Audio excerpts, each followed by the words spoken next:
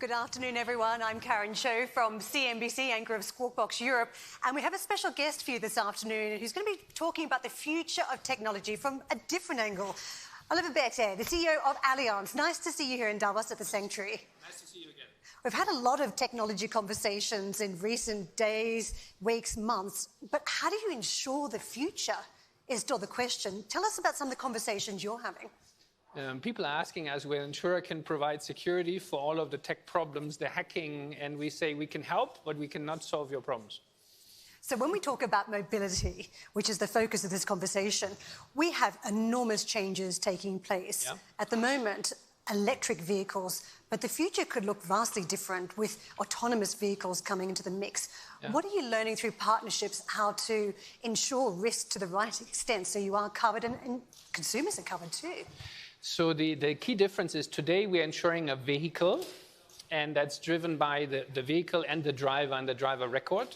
In the future, you have three components. You have the driver, you have the vehicle, and you have the systems provider or the systems operator for autonomous vehicles. The key challenge is not the autonomous vehicles, but the fact that you have a mixed system. So you will have people driving their cars, you will have semi-autonomous cars, and you will have autonomous vehicles. And the risk in this system is actually higher than in the system that we have today. How is that possible? Well, because human beings and machines can do certain things, but it's very difficult to predict how humans behave when there's an environment that is different from what they're used to. So we need to spend a lot of time on research, on actually experimenting with these systems and seeing what we need. Now, to be fair, it will take a lot longer than we think it will take, because not just to put in the 5G networks and technology is very important, but you also need to make sure that all the data is stored and all of the systems are equipped to actually have you run through a country, not just through a city. So it'll be 15, 20 years out before you will see larger scale autonomous driving. If I understand you correctly, what you're saying is that you don't know how humans might interact on the roads if they see a car that is a self-driving car. Is that what you mean, or is there another interpretation? And also what we've seen is that machines, despite all the learning that we're seeing, because of the enormous computing power and the enormous data, do make mistakes. Yeah, they do make mistakes because they cannot predict human behavior. They can maybe predict another machine's behavior, but they're not very good to predict human behavior.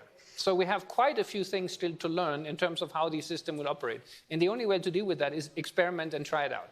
Some of the statistics suggest that it might be safer in future if we do have an autonomous world. We could reduce that human error. But if you consider where perceptions are today, after a series of tests around self-driving cars, there have been accidents, some of those fatalities. I think perceptions are that we don't have safety ensured at this point. Do you see a large change in the way we view the safety of autonomous cars? I think the system can be safer, but we also have to think through, can you imagine a world where you have everybody being in an autonomously driving vehicle, and then somebody hacks into the system and lets 10,000, 100,000 cars collide? So you can actually exacerbate the problem that you don't have today, because nobody can manipulate 100,000 cars today to collide. So the tail risks become much, much larger. So the system has to be much more safe than it is today. You've just picked a huge topic, because autonomous vehicles, self-driving cars, will be run on a 5G network. Currently, we don't have a standard for 5G, and nobody has solved the security challenge around how do you protect a 5G network. So what you're saying is there are still enormous uncertainties around cybersecurity and the security of autonomous cars. Yes. So there's a lot more to be done. I think Korea in 3 months will go live with the first 5G network, and then we have to try it out. Again, we have to try out. I think that's the human destiny, is just trying things out. The other thing is, it's 100,000 times faster than we have today. So again, cyber crime, hacking into system is much, much, much more dangerous because you cannot protect against it. So we'll have to do a few things before we allow machines to run our traffic. Do you want to just lean into that a little bit? Because there are lessons today, and one of the biggest threats for the C-suite is cybersecurity. Yeah. So given you are constantly trying to protect different parts of the business, are there lessons in that suggest there might be a way to protect the future when we're talking about self-driving cars? Well, I do not really know how to answer your question properly, because first, most of the problems we have with cybersecurity are human errors. So it's actually about 80% of the problems we find today are based on human errors. People just do not follow protocols. They do not properly deal with phishing mails. They do not have proper security, like a double control. So that's the first thing that has nothing to do with autonomous cars or technology. The second one is that there's always a race against it, and we have too few resources against the cybersecurity issue. So the estimate is that today there is more financial loss from cybercrime than is through drug trade, for example. When you compare the law enforcement resources we have against the war on drugs relative to cybersecurity, it's just abysmal, right? So we need to dramatically add the resources. And the real issue is that in the public domain, we often cannot afford to hire the experts that you need to deal with it. So there's a lot of investment, in my opinion, that has to go into the public sector, into really protecting us, and we need to encourage our politicians to spend the money and get the resources. It sounds like you're talking about the workforce of the future as well. In that conversation already, we've seen significant disruption. More online platforms are being used for insurance these days. Are you finding the right skill set, those who understand the insurance market, but also have the IT, the tech skills that are blended with the industry knowledge?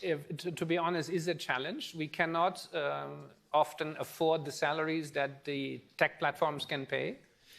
But we have to find out that it's not just money that motivates people. It's entrepreneurial freedom. It's the ability to influence things. And if you work for the largest institutional investor in Europe, you can actually change the system. So we are getting good people. We're getting good people. We just need to put them to better to use. Are you saying you can have an entrepreneur, being entrepreneurial, having that spirit alive in such a massive company like Allianz? Yeah, it's a challenge, again, and our culture often does not deal well with entrepreneurs, but we are on the way. So we can attract these people. We need to do better in retaining them and in developing them.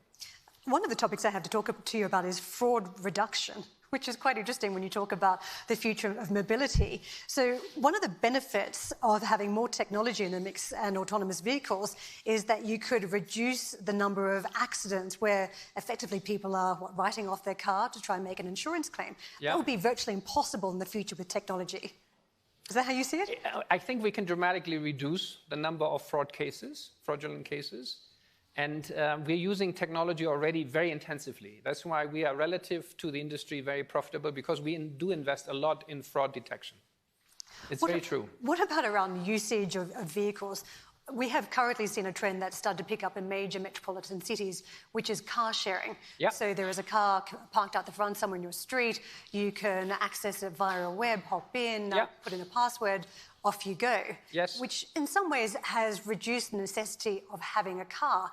Yeah. But currently one of the limiting factors is the service that's available. For instance, as a mother, if I want a car, there's no car seat in some of those cars, so I don't want the car. Having my own vehicle makes more sense to me at this point.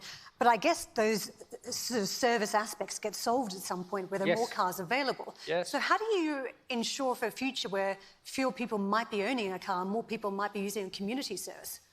So number one, I think it's a very good development, because on average, a car in large cities spends 23 hours in the garage. It's only used an hour a day. So that's a huge waste of resources and space. So I'm actually a big fan of these services, number one. Number two, people say, because together with self-driving cars, insurance premium will go away because accidents will go away. It's just not true. We actually believe that, yes, frequency is going down, but severity of claims, i.e. repair costs, are constantly going up because there's more and more technology inside of the cars that needs to be replaced. So the average cost of repairs is going up. And there are other effects of accidents that we never think about. So health cost that is related to is mental stress and others. So I'm looking very much forward to what's happening. And again, we talked about you need to ensure not just the vehicle and the driver, you need to make sure the system is compatible with what society needs. So we believe it's a great development. So when we talk about insuring per trip rather than, say, taking out insurance for the year, what does that mean for margins in the industry? Because with each disruption, we see that there can be a profitability challenge for the incumbents.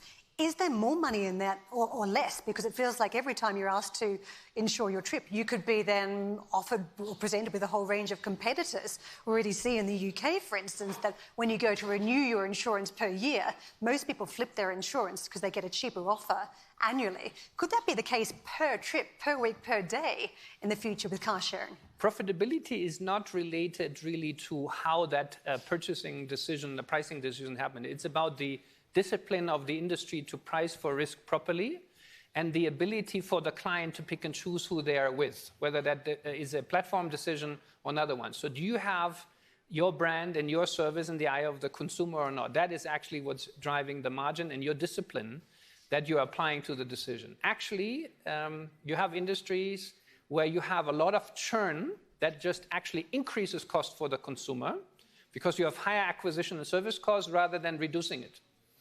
Yeah, and that's very important. When people believe that churning your insurance actually reduces the cost, you can prove that at the aggregate level in the UK, people pay more for advertising and sales than in other countries like Germany and France.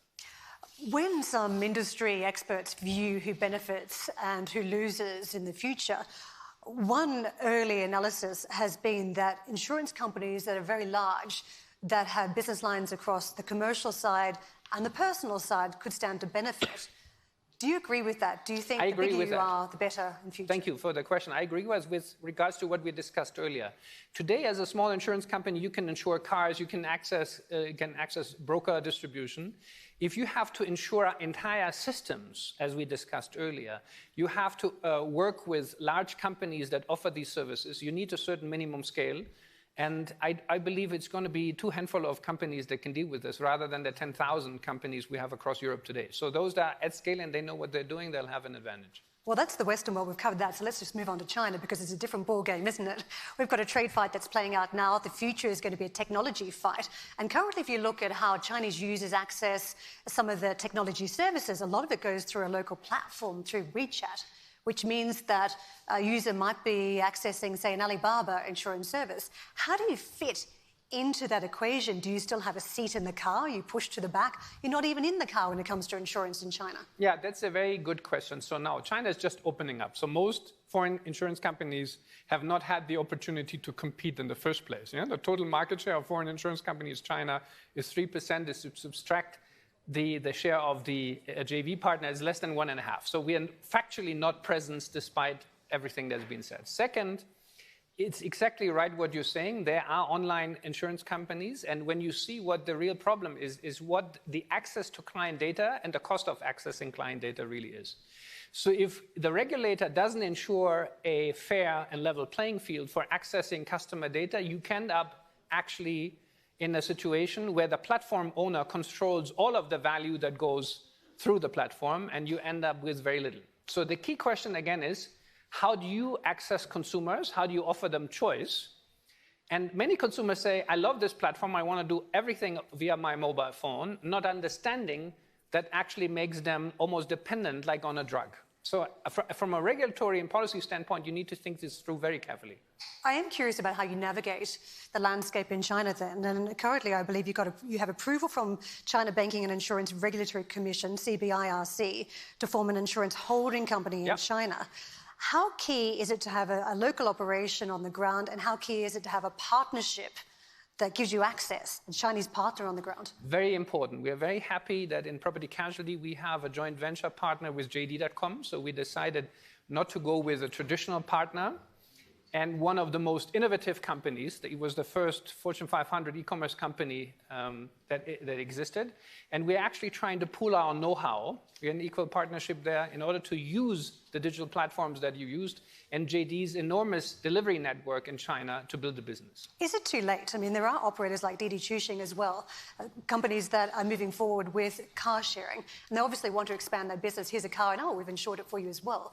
Are you worried about that sort of competition where there are new lines of business being built out, and as an older player in the insurance game, just trying to break into China, you're almost at the back of the pack. You don't have that first mover advantage. It's true. That's why we decided that in the traditional motor insurance game, we're not playing the traditional game, because the top two companies are the only ones that are really earning cost of capital, and everybody else hardly is. So it's ultra competitive. In building a classical insurance business, we don't believe we would be successful. So we have to be innovative and partner up, as you just said, with those that know the country and that have advanced technology to compete. You just danced nicely around my trade question before, so let me put it back to you again. Yeah, sure. The conversation that's been had between the US and China, is that helpful? Because it's a conversation about access. Does that give you a better ability to access the mainland market? Because the message has been very loud and clear to the Chinese. Open up many of your industries to Western companies. It's a very complicated thing. I don't want to opine on the China-US dialogue because I'm not elected and I have a view. I think what's very important is that we find a way to deal with the inequalities that we have. I think China and its people have understood that in order to be a global powerhouse, you need to have similar rules. So if you want certain things in other countries, you have to offer the same access in your home market. I think that has become clear, and that these rules are very clear. Now, the problem is that there's different ways on how you can get to the solution. We personally believe that the institutions that we have, like the WTO, i.e. multilateral negotiations, are much more superior to individual sort of fights. But that's a very personal opinion. I must flag up to the audience too. We spoke at this time last year here in Davos, and you flagged up enormous risks to the global economy. Nobody else was flagging up those risks. So what do you see from this point out? Because most people are now very, very cautious. So what's on your radar? So the first one is, when you think about the last crisis, it was driven by financial markets and moved into the real economy and then influenced politics. I think today we are witnessing the reverse. A deteriorating political environment, both nationally and globally, is having negative impact on the economy because people are losing trust and confidence into making investments. And you see that already when you look at leading indicators in the industry. So in China, luxury goods sales, car sales are massively down, demand for chemicals. So there's significant cooling down that will go through the system. You see that in other parts of the world too. The second thing is, I don't see, at the moment at least, shocks, but they can always emerge out of conflicts and others. So we need to make sure that we contain tail risk, like we have with Brexit. And we need to make sure that we understand that we need to be a lot more cautious in terms of how we run our balance sheets and how we run leverage. So we have been very early, as we discussed last year, to hedge our equity positions, to de-risk. And I can tell people it's pretty good to have a very solid balance sheet at this point in time, and not to having to rely on short-term financing. Oliver, very nice to catch up with you again this year in Davos. Oliver Bethia, the CEO of Allianz. Thank you for your time. Real pleasure. Thank you very much. Thank you.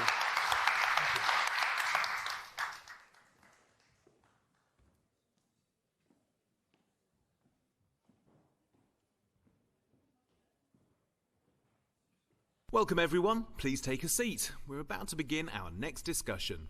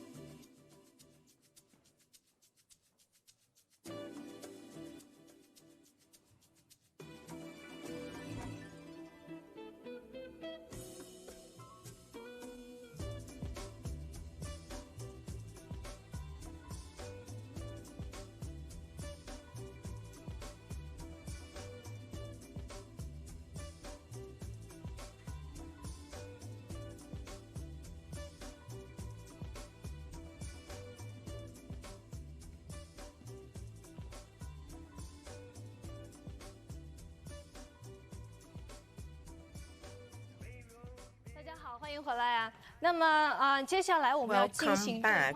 Now we have Chairman of Mr. Zhang Jing, Chairman of Sida Holdings, and also Chairman of the Board of Guangzhou Automobile Corporation, Mr. Zheng Qinghong. My first question is that both companies are in the Greater Bay and also top 500 Fortune companies. companies. How do you grasp this opportunity and use the favorite policy to your advantage? Why don't you invite him first? He's more senior than me. The Greater Bay is a big decision strategy for the central government is to create a metropolitan hub, which means that as Guangzhou, we have a very unique position here. We are already an international hub. So in this Greater Bay project, naturally, we are already a cosmopolitan city in the area. So it's a natural organic growth for us to be linking different cities in this Greater Bay, which is very good to push China to the center of the world. Greater Bay is a very strategic decision and a great opportunity, particularly for people in the infrastructure. So we hope in the Greater Bay there will be good deployment for us, and from Hong Kong can be used for us as a window. So you will use the local as a pilot and then spread out and roll it out. Yes. Now I want to ask Mr. Zhang, this morning, CIDA Holdings and the Ukraine Chamber of Industry and Commerce signed a contract. Why did you choose to sign such a contract in Davos? What message are you trying to send? You could say that from the industry's point of view, from the nation's point of view, industry represents the capacity of a nation. And China is one of the biggest importers, particularly on commodity. But China has not enjoyed the say in the setting price for commodities. That's because we have not been given the position we were deserved. So for big commodities, we are a big buyer. So of course, we like to push that more globally.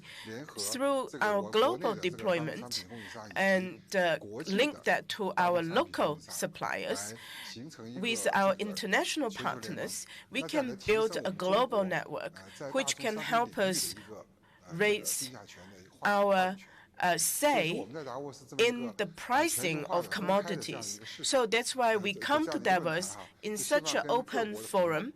We hope to have an opportunity to build this network of partnership.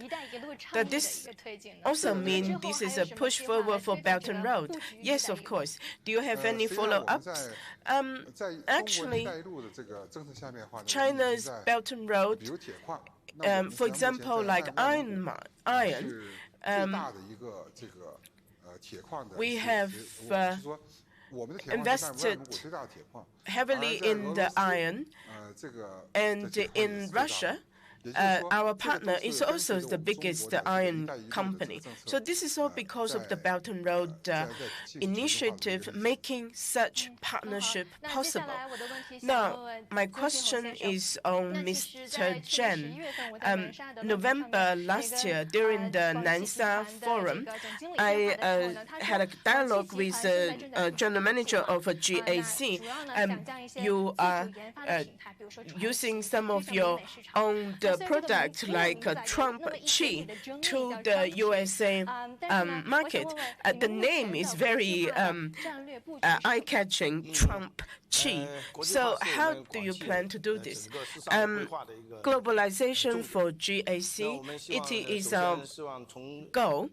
We like to start having the internalization of our talents, and then we want to push our products globally. And we are actively deploying our resources. We have 3 R&D companies, one in LA, a new RNA has been listed in the market, and we have in the Silicon Valley for the automotive driving. And in Detroit, this is the traditional car area. We also have a center there. So, and then under the Belt and Road, in 18 countries, we've also had our footprint. So in October, in Asia, we have launched our new car in Philippines, and the president of the country was also involved. When we were entering into the Middle East, we also had a lot of the VIPs took part in. So Trump Chi, it has made its name globally very gradually. Of course, we need to look at the market demand, including in USA. We've already done lots of research and also do lots of deployment according to the local law. We hope once the trade war between China and USA stops, then we can enter the USA market. You talk about the trade friction. In the recent times, if this war escalates for a Chinese auto manufacturer, what can you do? Have you made any contingency plans for such escalation of the trade war? This war between China and USA is only a small part of this whole competition. In Belt and Road, in Middle East, and also in the Central Asia, we have lots of opportunities to go into the markets there, including Russia. We are making moves in the Central Asia. Not only just locally, we also have very good quality for our services. My last question is to both of you. As companies that are with very great capability, of course, it's very, very sensitive to see a slowdown of Chinese economy. There are some very pessimistic views in the market. For example, on the internet, it says 2018 was the worst in the last decade, but it may be the best year in the next decade. What's your view on this? As two of the most powerful companies in China, how do you go about keeping it up?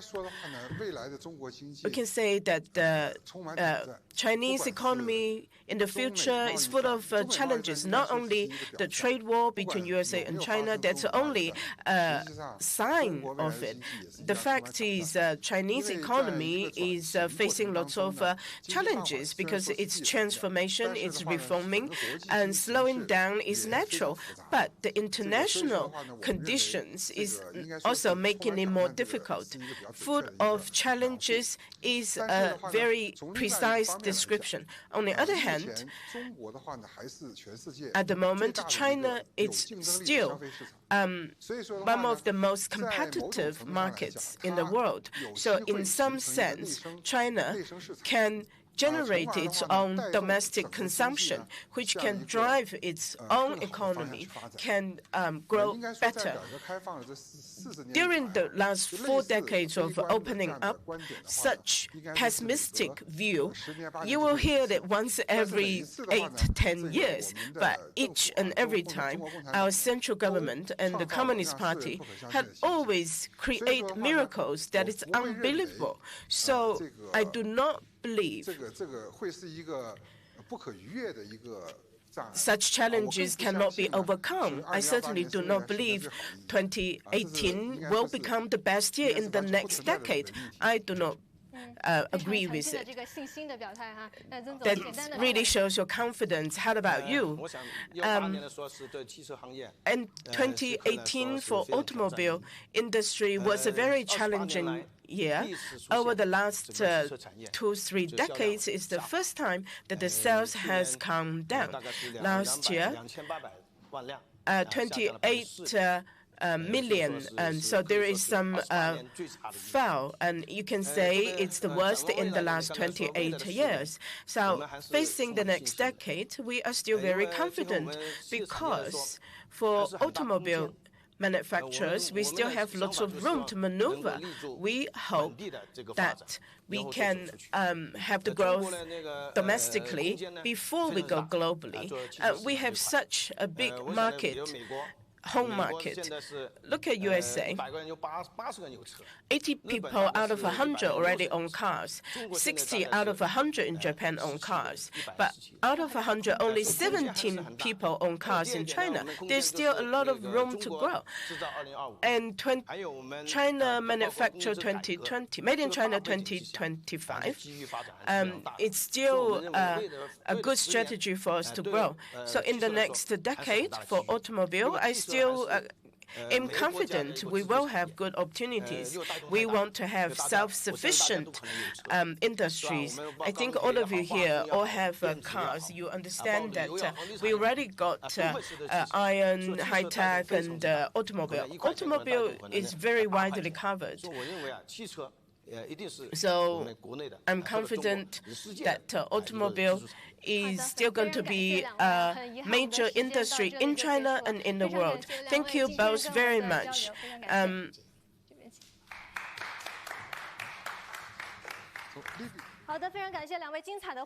Thank you both for your excellent replies. Now we would like to invite my colleague Arjun.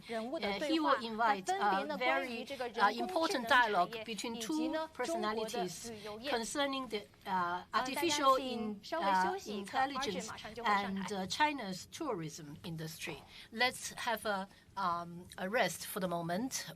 We'll start in a moment.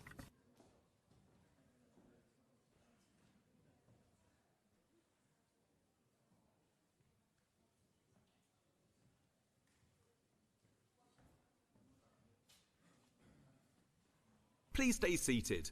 We're about to begin our next discussion.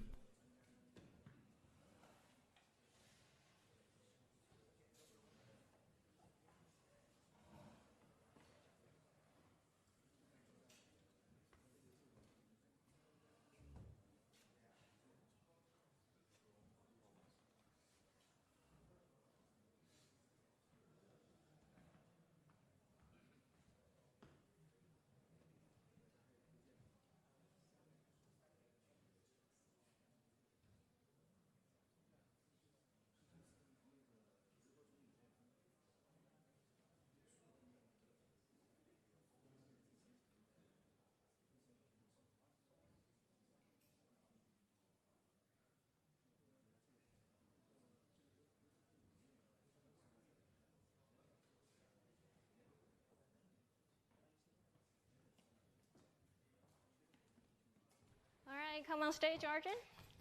Thanks, Jen. So before Arjun officially started his next talk, I'm going to introduce him to the audience for a little bit. So Arjun is our first CNBC reporter to be relocated to Guangzhou, which is we just launched our Guangzhou bureau not so long ago. So Arjun, tell us a little bit about how does it feel to report tech stories in Guangzhou when compared to, say, reporting from our London office? Yeah, well, there's so much exciting things happening in Guangzhou, and of course the Greater Bay Area story right now is such an important story for us. Every time I walk around Guangzhou, I meet new companies, I meet new people. It just feels like there's something new happening every day. So the pace of it is much faster than anything I've ever experienced before, and that's super exciting. Great. Then continue to start your talk with Jen from Ctrip. Yeah, I'd like to introduce Jane Sun, the CEO of Ctrip, for our next chat here. Now, just by way of introduction, Ctrip is one of the biggest online booking platforms in the world for flights, for hotels, for trains, but it's trying to become much more than that and shape the future of travel.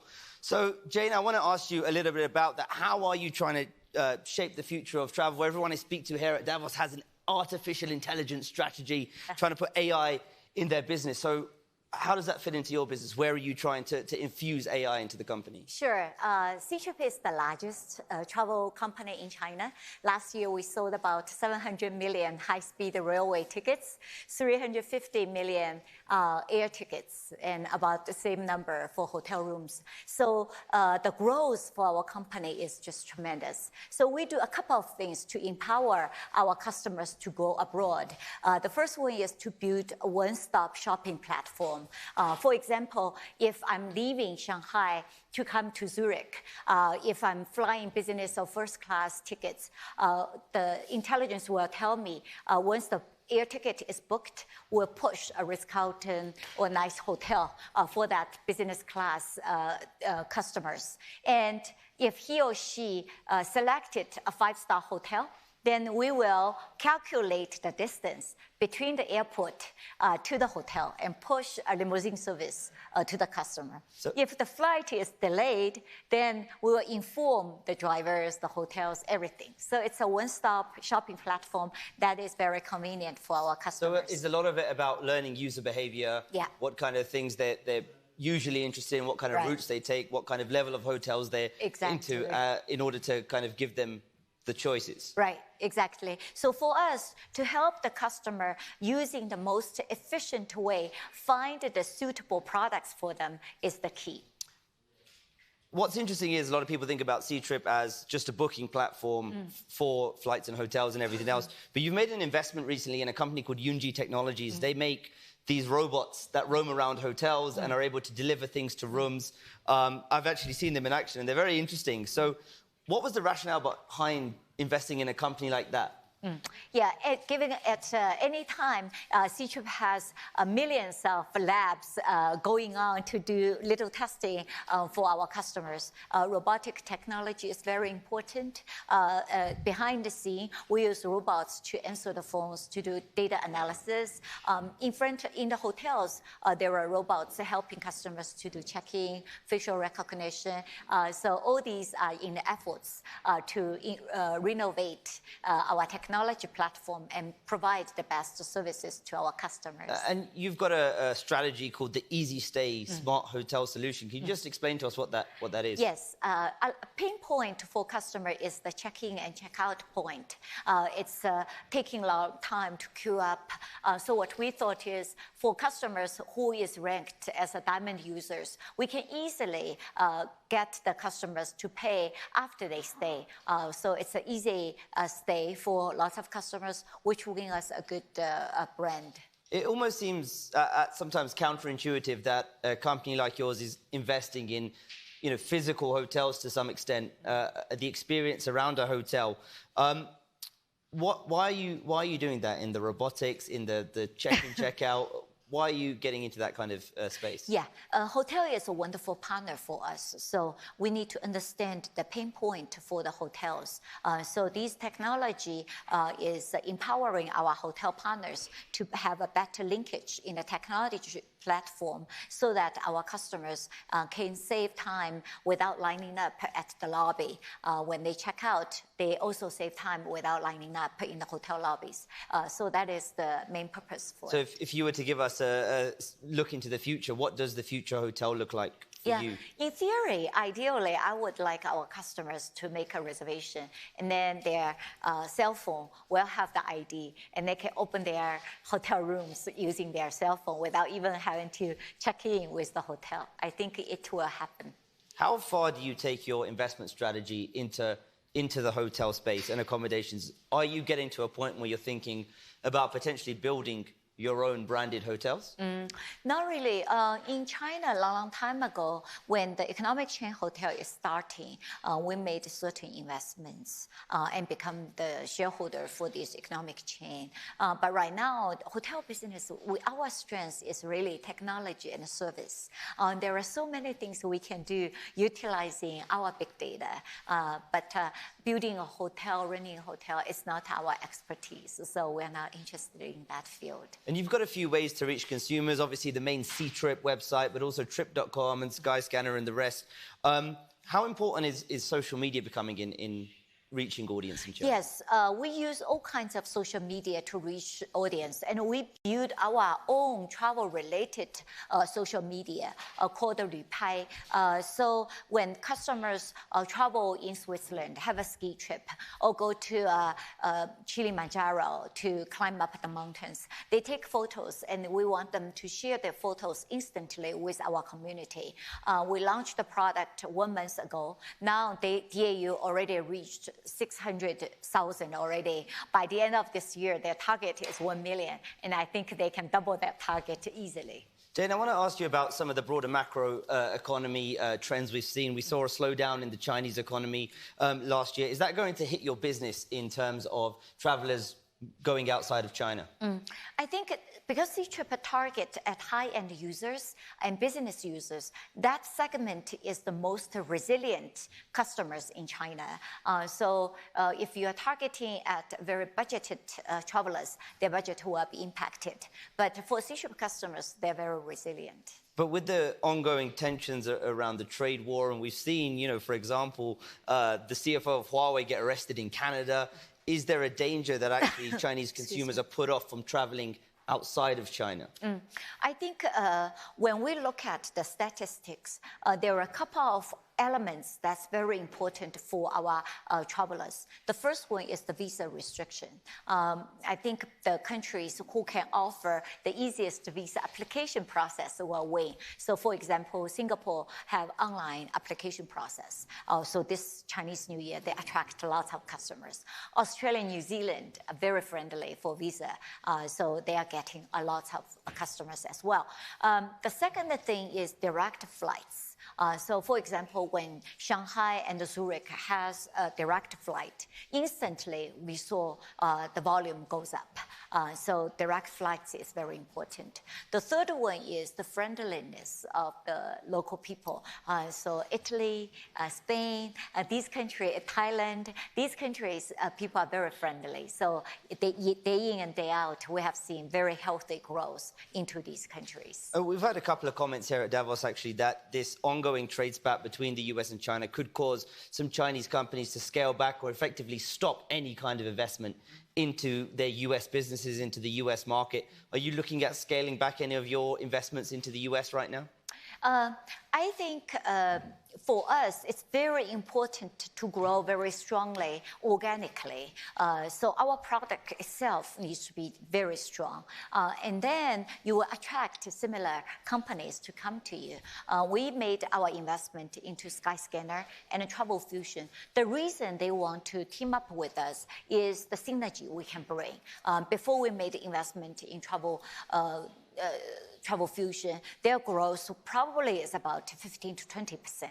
After we made the investment, their growth now is more than 60%, 70% year over year, because the volume we can bring to them is just exponential, right? So we want to always see 1 + 1 = 10 type of investment. So your international expansion strategy a lot of the time has been through investments and acquisitions, whether it's acquiring Skyscanner or taking stakes in Make My Trip or Wing on Travel.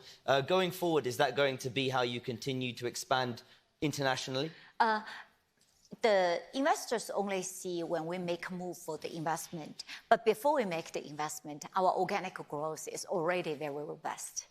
The reason, when we tried to make an investment in Wing on Travel, it took us 6 years to make the deal closed. The reason finally they want to come up to us is because we have become so dominant in the market. They know, they respect our team. So our strategy is always organically, you have to be number one, very strong in the market, and then people will come to you. And Jane, we've got to wrap the conversation up, but I want to get your take on the future for you. You're making investments in AI and robotics, in various other areas as well. So how should investors think about Ctrip's business over the next 5 years? How would you describe your business, and where would you say it's transforming? I think within China, there is still great potential. Although Ctrip is #1 online travel companies in China, our market share still is single digits. And China is investing so much in its high-speed railway, airport, airplanes. So further penetrate into the China market is #1 for us. The second thing is naturally, after people have traveled around within China, they will travel more and more abroad. And that is the great opportunity for us to serve this outreached customers globally. And I think coming to Davos, I think right now, China is probably very much misunderstood. And bringing Chinese people from China to learn from the rest of the world become our mission. And we hope with the support of our international community, we can also bring more people from the rest of the world to China. And my belief has always been if we increase the international exchange, understand each other from a cultural and a historical perspective, will increase the global peace. So our mission is to promote global peace through international travel. So it's an interesting time for your business, an interesting time for technology, and of course, an interesting time for the world stage right now when it comes to the global picture. Yeah, very exciting, very exciting. CEO of Ctrip, thank you so much for joining me today. A round of applause for Jane from Ctrip. Thank you so much for your time. Thank you so much, Jane. Thank you. Thank you. After you. Oh, I think.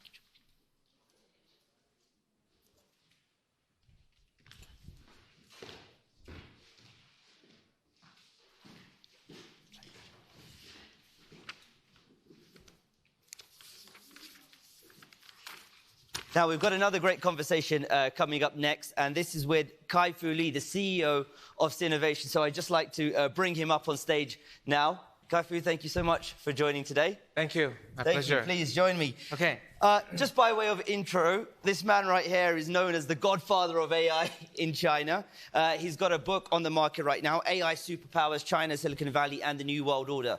And he was, of course, formerly the head of China for Google as well. So lots of credentials to your name, Kai-Fu. And I want to talk about something you've been focusing a lot on right now, and that is the world view on artificial intelligence and its development. And you've been talking a lot about the different countries, the US and China, and where they are in the race right now. You've said in the past that you feel China is racing ahead of the US in artificial intelligence. Why is that, and what's driving that in your view? Sure. We have to separate AI research from AI development and monetization. And US has been, is, and will for the foreseeable future continue to be the leader in AI research. And China has very rapidly become the best country to do AI implementation, entrepreneurship, productization, monetization. It's arguably ahead of US in some areas, behind in others, maybe neck and neck. But at the current trajectory, China will probably be ahead of the US in 5 years. Now, a lot of people find this strange because there's something that's often misunderstood, which is that AI is not rocket science. We read all about AI breakthroughs, AI can do this, can play Go, can diagnose cancer, but actually it's one fundamental algorithm working behind it called deep learning. And increasingly more people are able to grasp deep learning and apply it to problems. And I think China's advantage is that the entrepreneurs are faster, works harder, more tenacious. China has more data, more users, more usage per data, and there's very pro-AI Chinese government policies. So these things cause China to be ahead in AI implementation, despite not being ahead in AI research. Yeah, so we're talking about real-world use cases here. We've seen that a lot of the time already, a lot of facial recognition technology in play in China. But how important, you mentioned the government there, how important is the role of the Chinese government, and has it been in nurturing this fertile field in order to implement AI? Because at the same time, I've recently moved to China, and there's a difference, I think, from the consumers as well when it comes to things like privacy. And facial recognition has been allowed to take off in a big way in China because that idea of privacy that we've seen a lot of backlash in the US and Europe hasn't happened in China. Is that a fair assessment? I I don't think so. I think everyone in the world cares about privacy. It's how you really move the dial between privacy and convenience. I think Europeans, Americans, and Chinese may dial it a little bit differently. No one wants their secrets to be exposed. Everyone wants to protect it if possible. But if you get convenience, you use face recognition every day probably when you unlock your iPhone, right? That's your face being stored at Apple. So I think we're all open to all the airports in the world having cameras. So that's universal. So I think in China, there might be a matter of degree, but it's not the case that people don't care. I think the government support is important, but it wasn't government that nurtured the AI industry. We have been investing in AI for 5 years. Many VCs, entrepreneurs have been doing AI for 5 years, 4 years. Baidu, Alibaba, Tencent have been doing AI for even longer. I think the government now, or I should say the last 2 or 3 years, saw the potential impact of AI, and I think very wisely decided to help make it bigger. But to be clear, it was private capital, private entrepreneurs who got it started. Do you think the US needs to almost take a similar, top-down approach as well and give more backing to the development of AI in the US in order for it to catch up in the actual implementation of the technology? Well, fundamentally, that's not the way the American government works. President Obama and Solyndra was an effort that almost cost his second re-election. And I think generally in America, people believe the government should let the private industry evolve, which I think is fine. But I think to the extent there can be a government plan for any government in the world to help understand what is AI, what's it good for, how can more benefit be gotten from in the economy, how can more students go into the engineering and research, and how to help there to be an VC ecosystem. These are all steps I think all countries should do. Whether or not it should be a national plan with dollars behind it, I think that depends on the form of government. We've had a lot of talk, actually. We know in China many of the US services are blocked, the likes of Google, of course, and Facebook, by the Great Firewall. There's been a lot of talk about what the future of the internet looks like and whether we get this two-speed internet, this bifurcation of the internet, a Chinese internet and an internet for the rest of the world. Is that something you see happening? Absolutely not. I think this is the typical American belief that Chinese companies, because they are copycats and they're of protectionism, they can only succeed in their country. On the contrary, the Chinese companies are now vigorously going abroad. I do see sort of two internets form, but it will not be China and the rest of the world. It will be China and countries that adopt Chinese apps and countries that adopt American apps. I think you can look at it at the 5G level, at the server level, at the phone level, at the cloud level, and at the apps level, at the AI level. Now, our investment expertise is in the mobile apps and the AI level, and I can assure you the Chinese apps are probably a little bit more innovative than the American apps right now.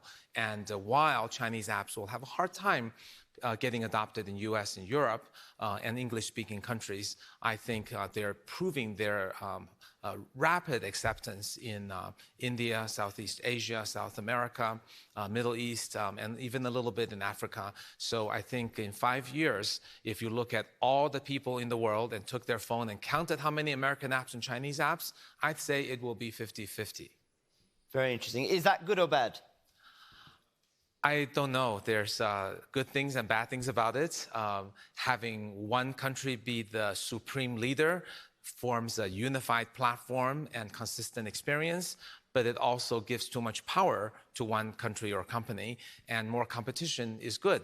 So one can argue either way, but I think it is an unavoidable thing, so we have to accept it and make the best of it. What we have seen in this current macro environment, shall we say, is the US blocking companies from China, like Huawei, and the Chinese market is shut off to a lot of foreign companies right there. There's only a handful of American technology companies operating there, Apple, Microsoft, for example. If this trade spat continues, do you expect that China could do what the US does and completely block out, even kick out some of the American companies that are there currently? Well, that's more of a political question, not something I'm an expert to understand. I would rather see more free trade both ways. I think that's good for both countries, but I think the current disputes are at a political level, not technical level, so what I wish for really doesn't count. I do want to get your take, though, on the foreign companies attempting to get into China, because China is still seen as like a holy grail for many US tech companies. And there were reports that Google was potentially going to launch back into China again. Just putting on your old hat, do you think that would be a good idea? Well, keep in mind, no one ever got the Holy Grail, so it's a fine aspiration, but it might be a quixotic effort that will never succeed. I think precisely because China has become in a very its own silo of users, brands, companies, expectations, trusts, and Chinese users' habits are very strongly formed about using WeChat for its uses and Alipay and so on. I think to change the habit will be hard. It's really not about protectionism. The reverse question would be, do you think a product like Taobao is good? Of course it's good, right? They achieved tens of billions of dollars of sales in one day. And can they possibly enter US and challenge Amazon? Of course not. That's not due to protectionism. It's due to consumer habits and preferences that makes it very hard for any one company from China to go to the US and vice versa, not even considering government regulations, but just user expectations and habits. So Google would find it tough to re-enter the Chinese market? They would. Yeah. I want to get your take as well on, from an investor perspective, if this current tough macro environment continues, would you consider scaling back your investments in the US? Well, I think it's becoming more difficult. We would love to invest in all over the world, but frankly, historically, we've always put 95% of our money in China, and our investors choose us because we bring an outsized return for our Chinese investments. So any foreign investment for us would really just be exploration. So I wouldn't consider that a big issue one way or the other. I just want to jump back onto the topic of AI. What kind of impact is this going to have on the society? Because a lot of the talk here at Davos, of course, is around globalization 4.0 and the new industrial revolution. But there's also concern about the impact this is going to have on jobs, on people's lives, and the distribution of wealth as well. So how do you see AI's impact on society? Yeah, I think those are exactly the issues I am concerned about. I think they can be addressed, but fundamentally, AI, like internet, is an inequality multiplier, and even more so. It's a larger multiplier.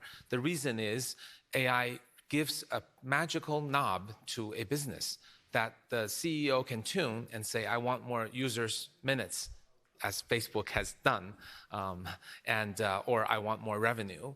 And such a magic knob allows the rich to get richer, because it's never been so easy to just tune a few knobs and have a cash printing machine. On the other hand, AI is able to do routine work better than people, cheaper than people. They don't complain, they don't go on strike. So for many routine jobs, and there are many, 30, 40, 50% in the world, ultimately AI will do them.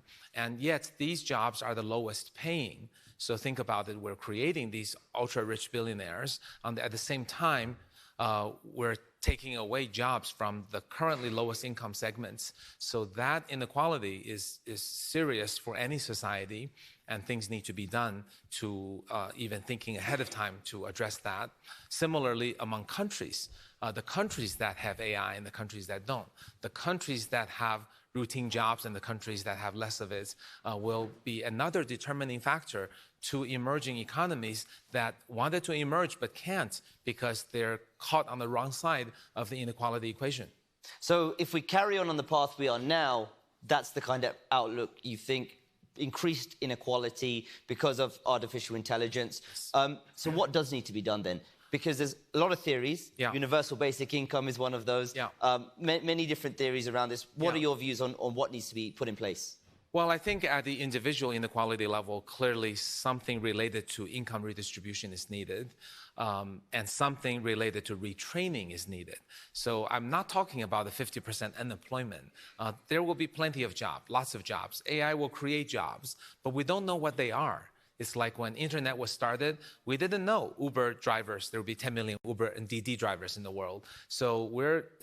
Yet we know jobs will be displaced. We don't know what new jobs will be created, except that the new jobs created by AI will be non-routine jobs. So for the people displaced who were doing routine jobs, it obviously and clearly requires retraining so that they can go into a non-routine job, and it's not easy. So I think some degree of redistribution, planning for it, whether it's taxation, that's the easiest way, or some kind of a substantial social welfare that allows people who are displaced to have a buffer to get back on their feet. But I think that that stipend or that payment or that welfare is not offered unconditionally.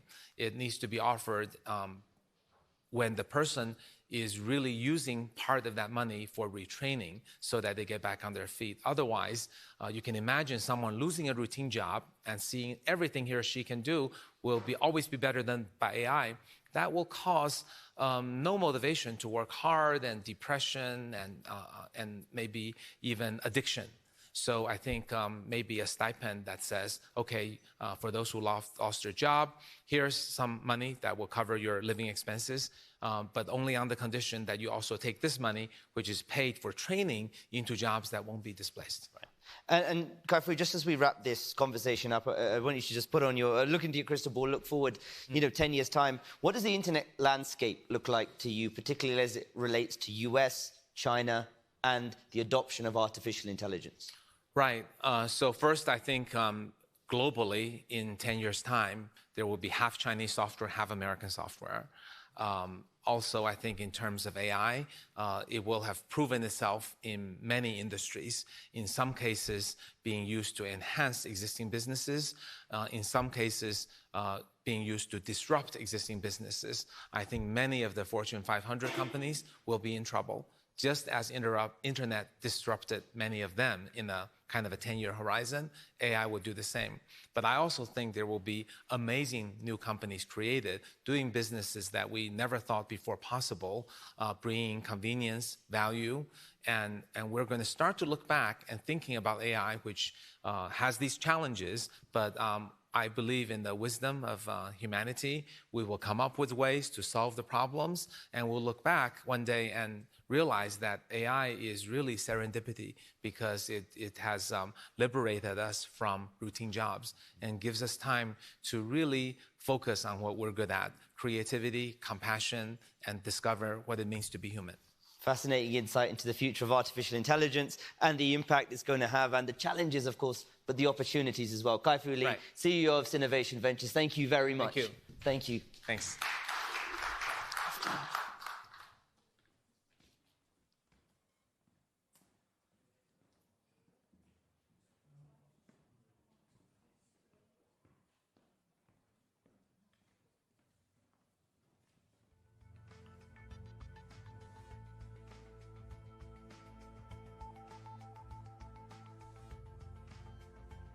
Please stay seated.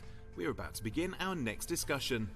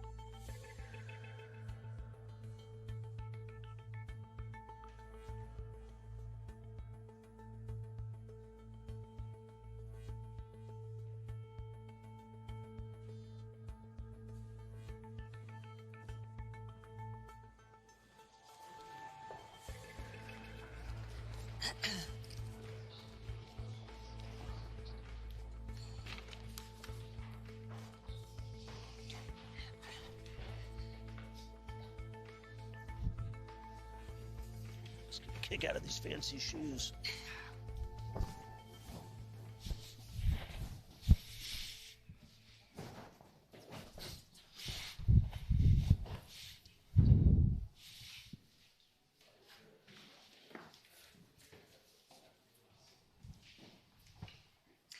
Welcome to our CNBC conversation, Technology at Speed. And I'm pleased to introduce you to our guests here this afternoon. Zach Brown, CEO of McLaren Racing. Guy Diedrich, VP and Global Innovation Officer at Cisco. And Jolyon Barker, who is Global Managing Principal, Clients and Industries at Deloitte. Welcome to you all. Thank you for having us. Let's talk tech and let's talk Formula One, combine it together.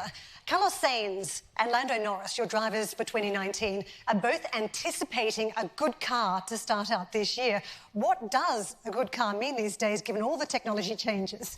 A good car means a fast race car. And so that hasn't changed? That hasn't changed. That's been the same way in Formula One for quite some time. The car's been heavy in development. We started developing it in about April of the previous year. Goes into a lot of simulation, a lot of wind tunnel, lots of data.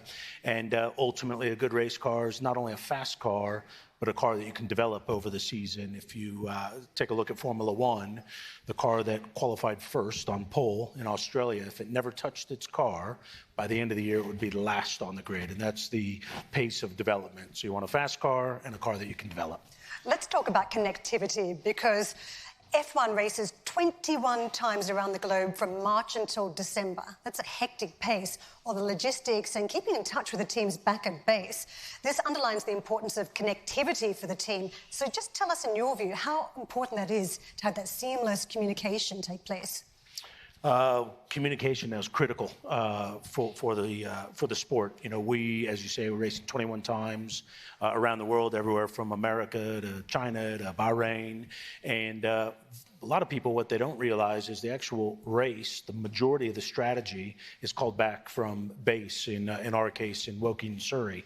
And so we need to be able to take data off of our race car that's going 200 plus miles an hour somewhere very far away, and get that information back to base, and at the same time to pit lane, have over about 50 engineers and scientists understanding that data and then communicating with the pit wall back to the driver, all effectively in real time, as you do a 90-second lap, and the race can change at a moment's notice, and you need to be able to react. So having good, constant communications is critical. The current system we have, 4G, means that there is latency. We have dropouts that take place. We're not as quick as we could be. 5G promises to solve some of those challenges. So, Jolyon, just weigh in on how this could change the future for motor racing and business more generally.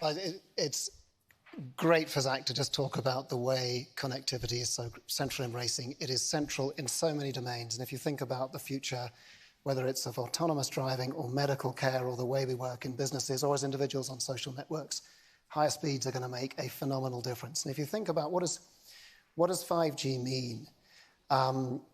It means latency moving from about 100 milliseconds, which is hard to think about, but think about 100 meters, to 1 millisecond. Think about 1 meter. And that's the sort of change in time between 4G and 5G. So we're going to be able to do things instantaneously, which means if you're doing an operation and you've got a doctor one end of a connected pipe doing an operation on someone remotely, they're going to be able to do it in real instantaneous time in a way that wasn't ever quite achievable on 4G when things were really close, for example, if you're operating on the brain. But when you think about that, it can change huge domains of our lives. And I think one thing that's become apparent in the last 2 years, if people have really started to think about how that connectivity can change lives, can improve lives, can create totally new ecosystems and ways of working. So it's a huge change, and it's affecting Zach's world, but it will affect all of our worlds. What jumps out to me immediately is that it could make the sport safer. Yeah. Is that a natural go-to? Yeah, completely for motorsport. But the same thing is if you think about autonomous driving and what's the evolutions in the world that we're looking at today, if you want to be able to stop in an instant, you want to be able to have that connectivity, car to infrastructure, so that the pieces all meld together. As soon as you lose that, and you have latency in the system, then you can create risks and dangers. And one of the big things we have to mitigate for in this connected world is to mitigate those risks, because they are real, and we need to be really, really careful about the uptime of these systems, the quality of the systems, and the infrastructure that sits behind them. Guy, I'm keen to hear from you because you are helping connect up the planet. You're talking to countries and cities about their digital agendas. Tell us about the way you view 5G, when it's coming, how it will sort of change the nature of doing business for many companies. Yeah, what we take on with countries is digitizing the entire thing. But that means infrastructure, but it means education, connecting healthcare, connecting for transportation. We've got 24 countries now that we're actively digitizing. And 5G is going to change the landscape all over again. It's going to be an extraordinary journey. Let's move on a little bit to some of the digital advances. And when we talk about what McLaren's journey is, you're constantly looking for the team to make advances on the track. Can you just give us an overview how digital transformation has been applied to Formula One as a sport? Well, it's a very digital-rich environment with tons of data, probably more than any other sport. And so one of the big ways, and you're starting to see the new owners of Formula One engaging with the fan, is through broadcast, both television, handheld, and through social media, is showing our fans, our hundreds of millions of fans around the world, really the insight to how a Formula One team operates, how the car is working, and ultimately I think we'll get there with being able to demonstrate what's going on with the driver during a race. So I think we've one of the ways been able to really up the fan engagement and get them closer to what's actually happening on the racetrack. Something that jumped out to me, I was just doing a little bit of digging, and it was not on a job website. It was around how you recruit. And basically, you were running a competition for gamers. You were trying to tap them for jobs.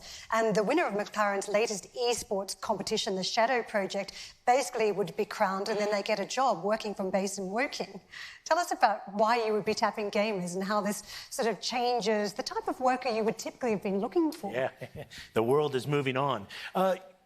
Simulation now is a critical component of being able to develop a race car and simulate a race and therefore predict what's going on in a race. And so also while we're running a race and all the data is going back and forth, we have a few hundred sensors on the car.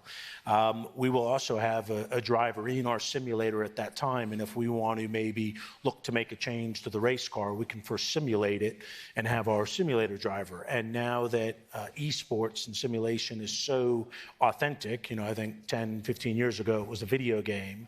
Now the simulation's so real that these esport gamers are so good, so precise, their feedback is excellent, and that's ultimately what you need is consistency to be able to evaluate whether it's the right change or not. And so they now play a role in our on-track success. Guy, can I just bring you back in around this digital agenda? You're working with countries. Country Digital Acceleration is what your program is called. It's an ambitious program to work with different countries, but also you work with Deloitte. So do you want to just talk about the next stage and perhaps some of the unevenness across countries and states, given that Formula One races in so many places, it must be very different by jurisdiction. Yes, so as Country Digital Acceleration came about as a result of the great work of Deloitte and others developing national digital agendas for countries. The challenge is that they announced those digital agendas to much fanfare, but then they would stall. They would stall because there wasn't an execution plan. So that's when Cisco would come in, and we would help develop an execution plan, budgets, and a total architecture for the country. And so we would focus on research and education, business and innovation, digital platforms for economic development, which come directly from their digital agendas, and then infrastructure, which is always guided by cybersecurity first and foremost. And it turns out that we follow Deloitte into a lot of countries, having developed a digital agenda. Many of the countries that we're digitizing have F1 as one of the premier events on the country's calendar. And then, of course, McLaren also has the Applied Technologies Group, which we work very closely with in areas as diverse as healthcare and sensors. Jolene, do you want to weigh in on this? Yeah, so I mean, worth comment on a couple of things. I mean, firstly, that digital agenda that Guy talked about is pivotal. It covers everything from city infrastructure to health, to education, to the way we help our populations develop and our businesses develop. And it's fundamental. And as Guy says, that has understanding those strategies has then enabled organizations like Cisco to come in and help build the infrastructure that enables it. And it's pivotal. And I'd also like to comment on the McLaren journey, because all of those sensors on a Formula One car and the ability to analyze millions of scenarios have actually enabled us to start to apply and think through some of that and use analytics to take all that technology that's leveraged in a car and work with McLaren Technologies to say, well, how do we apply that in supply chains for FMCG companies? How do we apply that in managing air traffic control space and use multiple scenarios, which is what McLaren Technologies have learned to do, to break down a problem into all its component parts and then create solutions. And we do it through creating what we call a digital twin. And the digital twin is a digitalized version of a particular operating model. And it may be a supply chain, as I said, it may be aircraft flying over a city and looking at how you optimize landing, depending on the climate, depending on factors on the ground. So it's a fascinating relationship that we've built in looking at those solutions for many other businesses. And these ecosystems are becoming a central part of how we operate in this very fast-changing, digitalizing world. And they will get more complex, but I think more and more exciting as 5G rolls out. I keep learning more about McLaren. You're not just entertaining on the track and for the fans, but you know, one of the conversations we've had in the past is how you can use what you do in pit lane, having this very efficient team running in, changing tyres and everything else that needs to be fixed, and applying that to factories. Now we're hearing that the sensors and how speed is very important. You can apply that to trains and other different transportation measures as you try to bring 5G connectivity in. So just tell us about this journey and how you're proving so useful in use case scenarios, which is what 5G is about. Yeah, 100%. You know, as Jolene mentioned, we've got a great relationship and partnership with Deloitte. And, you know, if you look at what happens on the racetrack, for instance, we're trying to simulate and anticipate what's going to happen in the race, whether there's weather, whether there's a safety car, and then how quickly can you respond to that. And so if you take aerospace, airports as an example, you get into weather mechanicals on a plane, and you can imagine with how big that industry is, if we can work together and help an airport better anticipate delays, weather coming, things of that nature, and then allow the airline industry to then respond more quickly to moving planes around, moving passengers around. It's a big business. It can make a big difference. So that's, you know, we certainly got started in Formula One with the intention of winning many world championships. But as we have a lot of partners over the years and understood how we operate, they kind of pointed out to us, actually, maybe you could help us with our business or inventory control or production quality and speed. And so ultimately, we're working across a lot of different channels, and great to be going to market with Deloitte and working with some companies that I don't think people might think McLaren would be working with. You've got a lot on your plate as a CEO, and that jumps out when we have conversations with the C-suite. There are so many issues you have to tackle, and something you both just touched on before, cybersecurity. If we have more connectivity down the track, surely Formula One is ripe for the hackers as well. They might want to create an incident on track. How can you protect against a major cybersecurity problem on track? Well, the key, there are a number of keys, but firstly, taking the cyber risk extremely seriously in the boardroom, making sure that you really understand your connectivity and your infrastructure as an organization, the servers that you're using, the applications that you're using, and that you take building world-class cyber security infrastructure really seriously at the top of the organization's pivotal. And I know that in Zach's organization, that is the case, and it's the case that working with organizations like Cisco businesses clearly can do that. Just coming to this disruptive idea, I think what McLaren has done is a fascinating sort of edge development really for an organization. One thing that we see in business today is there's huge disruptive technology. CTOs have moved from keeping the lights on to being real insight leaders and helping an organization change the game.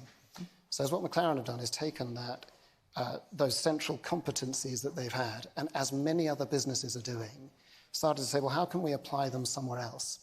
And increasingly, executives are understanding that to compete in tomorrow's world, you've got to apply at least 10% of your time and energy to the edge and places that you wouldn't naturally be going. And for that, you need real digital understanding and skills and capability to do it. So I think we're in a moving world, and those digital skills are becoming pivotal to it, and it's going to enable new organizations to come in, businesses to come from other strengths and competencies, and of course, the existing technology, the big technology companies of today, to morph themselves as well. And of course, you hit the nail on the head with cybersecurity. Nothing is more important because it is the differentiator in the digital age. If you are connecting everything in the world, each new connection without the right cybersecurity solution is a new vulnerability. With right cybersecurity solution, it's a new opportunity. And at Cisco, we see as much as 70% of the world's traffic passing through our equipment with permission. And it is resulted in about 20 billion stopped cyber attacks a day, just by Cisco. 20 billion a day. There's 6 times more cyber attacks stopped by Cisco than there are Google searches. And it's going to get worse. It's going to get more challenging. So you've got to have the cybersecurity from the edge to the data center to the cloud and back out to the edge again. It's got to be holistic, and it's got to be built into the architecture for it to be effective. How could this differ by country, though? I mean, currently, we think about Zach's world. When he goes into different countries, worried about safety of the drivers, safety of equipment. But now there's a whole new challenge. Every place he races, he could be facing a different cybersecurity challenge depending on how good the government is and how good the regulation is. It's absolutely true, and it's why we're bringing this country digital acceleration program to as many countries as will adopt it. It's because it will be, there'll be a continuity of cybersecurity straight across the architecture, because it's absolutely right. It's any company. It's not just Zach and McLaren and F1 going into a country. It's any company going into a country. You're either entering a country where you're becoming more vulnerable or more safe, depending on what the digitization strategy and the cybersecurity strategy of that government and that country is. Yeah, and I think it's worth, I mean, the other obviously critical piece of this is people. So you may get the infrastructure right and the hardware and the applications, but people have got to be sensitized to the risks. And then they've got to be able to operate in a way that really recognizes that people are trying, as Guy says, to the tune of billions of attacks a day, to access critical infrastructure in organizations around the world. And people need to be attuned to it. And I think over the last 10 years, we've seen a seismic shift in awareness, but we're going to have to go through another seismic shift as 5G evolves, connectivity increases. One of the big topics on the ground here in Davos is whether the internet splits, because we have this fight between the US and China. And China's certainly trying to accelerate its 5G first. It wants first mover advantage so it can set the standard. US very much does not want that to happen. The reality is we don't know who wins and whether we end up with one system, like the internet we have now, or whether we have 2 systems around 5G, which means that if you want to have the connectivity we just spoke about, 21 countries and having that always-on real-time data that benefits your business, whether that works under 2 different systems of 5G. What's the interpretation? Do you think we'll end up with one system because it benefits all? Do we think we'll end up with one system? I think at the minute the jury's out, and you're right, there's a huge focus in the US to build out 5G rapidly, huge focus in China and I'd say Northern Asia and parts of Europe, I mean Switzerland included, have been fast movers in 5G. Other parts of Europe have been less fast, but it's coming extremely quickly. Standardization will enable that connectivity around the world as much as it will go, but we may end up with the idiosyncrasies in China and the US being different, right? But you will still have the speed. And if you, I'm just going to take a totally separate analogy, but if you think about the gaming world and gamers who operate on a 4G infrastructure, they're always going to lose against gamers who play on a 5G infrastructure, and that infrastructure may sit in China or it may sit in the US. They're still going to be faster. Zach, I want to come back to you and talk a little bit more about what the future looks like as we see more digital advances in Formula One. Some of the big themes start to crop up, VR, for instance, AR, whether there's a better customer experience, technologies like blockchain, we're not even sure how that gets applied to Formula One. What are you thinking about now as we have the conversation about tech being blended into Formula One? Well, I think coming back to the fan experience, because at the end of the day, we're a sport, and our customer, if you'd like, are hundreds of millions of fans around the world. And the closer we can get them to our sport, and I think the next step will be participating. And so I don't think it's very far away where you'll be able to enter in an esports type of way, being on the grid in Monaco and racing against Carlos and Lando and Lewis Hamilton and all the great Grand Prix drivers. So I think that'll be getting that experience and experiential connectivity to the race fan, where they can actually participate and then have that much more of a sense of what it's like to be a Grand Prix driver. So I think that's coming next. So that's one of the big changes. If we talk about some of the analytics too that you're working at with behind the scenes, I mean, you've got big data coming through, but you're also doing a lot of 3D printing. So when we talk about technology, you've always been a technology company, and it feels like others might be just playing catch up. Tell us what the 3D printing means for you at this point and how you think that could also be applied to, say, factories, industries. So, as I mentioned earlier, the pace of development of a Formula One car, we're developing every race, but we're actually developing every session between practice and qualifying and the race. And so we now do 3D printing, steering wheels, wickers, which is an aerodynamic device. So we'll actually produce something at the circuit overnight. So we'll get some feedback from both the driver and data on Friday, and understand if we make maybe an aerodynamic change to the car that will enhance the car's performance. Previously, you'd do that back at the factory. You'd put a part on an airplane, you'd fly it to the race, you'd get it there Saturday morning. Now with some of these 3D printers that are fascinating technology, we can actually produce it on site and have it an hour, 2 hours the next day. And so that's just rapid development of our race car. It's incredible, isn't it? And perhaps you want to weigh in on this, because to get the information and produce a physical element and the logistics that seem almost like far superior to Amazon, where you have drivers lined up to hand the product over at different countries. It's an incredible journey. Yeah, so I mean, I talked about sort of edge disruption, really thinking about where you're applying insight and ideas on the edge. I mean, you think about spaces, and really to draw on Zach's example, actually, think about areas like the military, and where we're going around the future of IoT and the blockchain and 3D printing. And if you need to have a delivered supply chain, not physically, but digitally in the field, and if you can do that reliably and securely in the field, wherever you are in the world, and print out components that you need to operate whatever you happen to be operating, it's an extraordinary transformation. And today, with the connectivity we have, the computing power and the 3D printing capability, that's becoming a reality. It doesn't all have to be physically delivered. And of course, it's going to require more work around material science, but we're seeing it moving very fast. 3D printing could change global supply chains, couldn't it? As we have big fights over trade and where things are produced, the future could look very different. And the management of intellectual capital and intellectual property in that, as you can imagine, we've talked about different relationships in China and in the US. They are very different structures and approaches, so you're right. How does this conversation fit in with what you're doing with digital agendas in countries? It fits directly in. We're going to see a wholesale change in supply chain, in the way people are educated, in the way that they receive health care, quality of life, what it means to be entertained.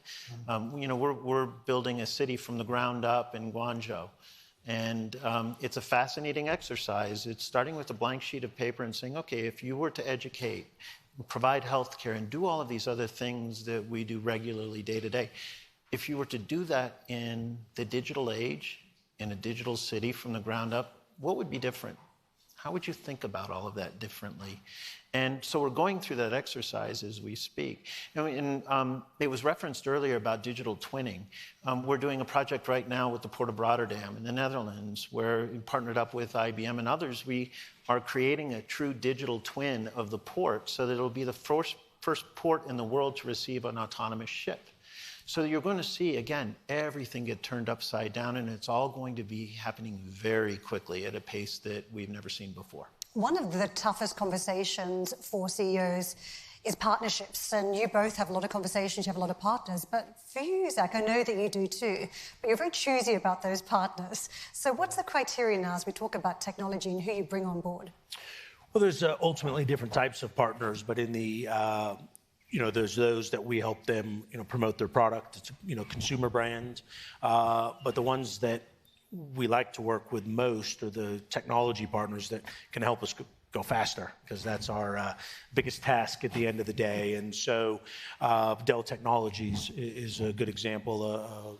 A partner that joined us a couple of years ago, and what we recognize is there are world-class companies, the Dells, the Ciscos, the Deloittes, that can help us go faster, and so ultimately the days of just branding a race car, that's kind of the old sponsorship model. Now, instead of being on our race car, we'd like you to be inside our race car. And so those partnerships are extremely valuable to us, because technology develops at such a fast pace that these industry leaders we know can help make us a faster car quicker. Petrobras on fuel and lubricants is also a new partner, and getting maximum performance out of our engine with our engine partner is critically important. So that's where we spend a lot of our time.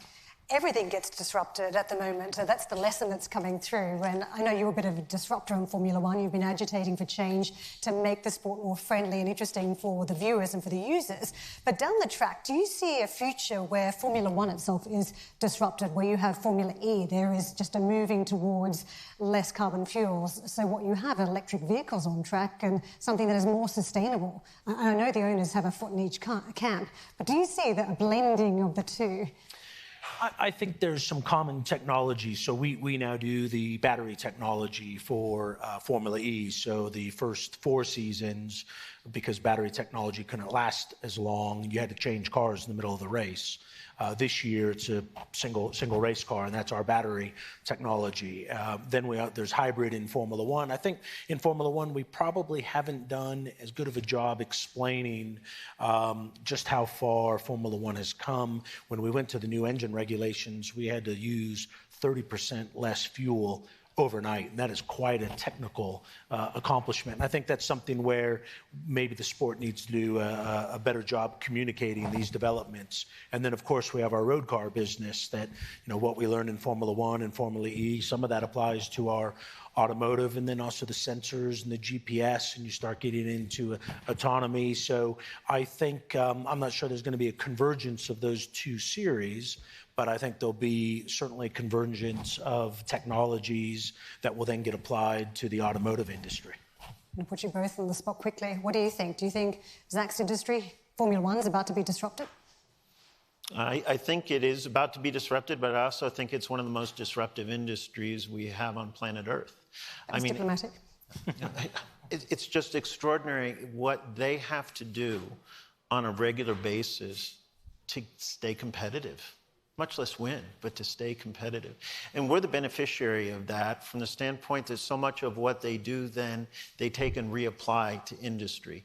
And it's non-obvious things. And that's what's fun about it, is that when you think about what it takes to put an F1 car, winning F1 car on the track, and how that applies to healthcare, how it applies to different sensors in extreme environments, and a variety of other things, it's just fascinating.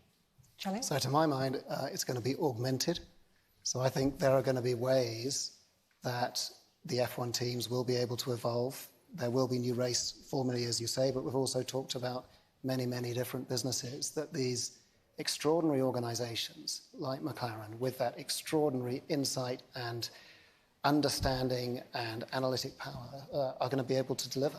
So I think it's a world of huge opportunity, but an augmentation. Someone's waving the checkered flag at us, so we have to wrap up. Thank you very much, Jolyon, Guy, and Zach. Appreciate the time here at the Sanctuary in Davos. Thanks for having us. Thanks very much. Thank you.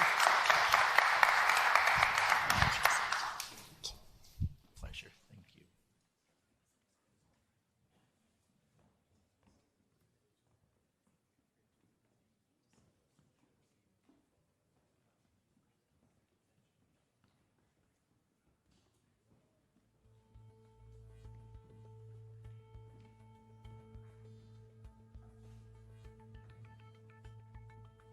Please stay seated.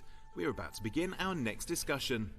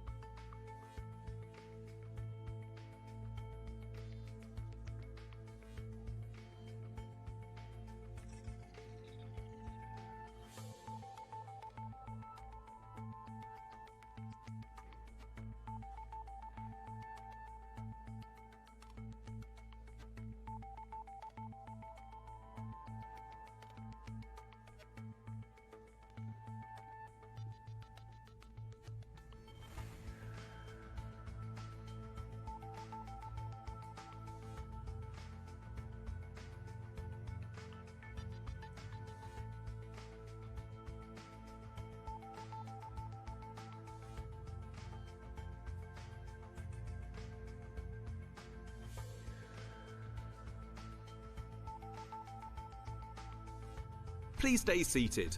We're about to begin our next discussion.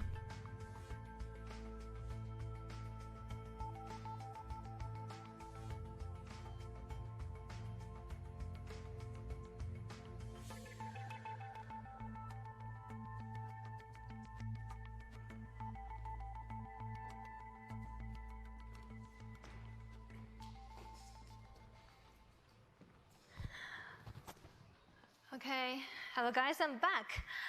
那其实呢，刚才我们大家从这个各个的产业 Just 当 now, 中啊，都 from 各 all 个的 the 这个 industries and 投动环节 businesses, 当中啊，都能够体会到 we 这个 could 人工 feel 智 that 能啊，赋予 the 给 artificial 能够赋能的这 intelligence 个产业 can 越来越 empower 多。那包括呢，刚才 the 我们的赛 business, 车，还有刚才李开复先生呢也 whether 是提到 in 了不少对于人工 car 未来 racing 人 and 工智能未 Mr. 来的一 Li 些展望。 Kaifu, 那么接下来 what 呢， he 我们 said 邀请到 about 了马龙 the 科技的首席执行 perspective 官 of 黄礼龙 AI. 先生， Now 再 we 来 are 跟我 going 们 to 细致来看一看人工智能在中 invite 国的一些发展啊。 Malong 那首 Technology 先我的第一个问题是， CEO of Malong 其实在中 Technology, 国国内 Mr. 人 Wang 工智能的 Dinglong, 产业 and 现在这个竞争呢也是越来越 actually 强烈。 in 那 China, 好 the 处呢可能是 competition 大家对 in 于技术的 AI 升 is 级， more and 那 more 由于这个 fierce. 竞争更强了，所 The 以 good 呢，这个 thing is 研发 that 更加积极，也 it 更加 will 的有效率。 promote, 那么 stimulate 你觉得目前 upgrading 来 of 说，中国 technology 的人工 and 智能面临的 R&D. 几个大的困难是什么？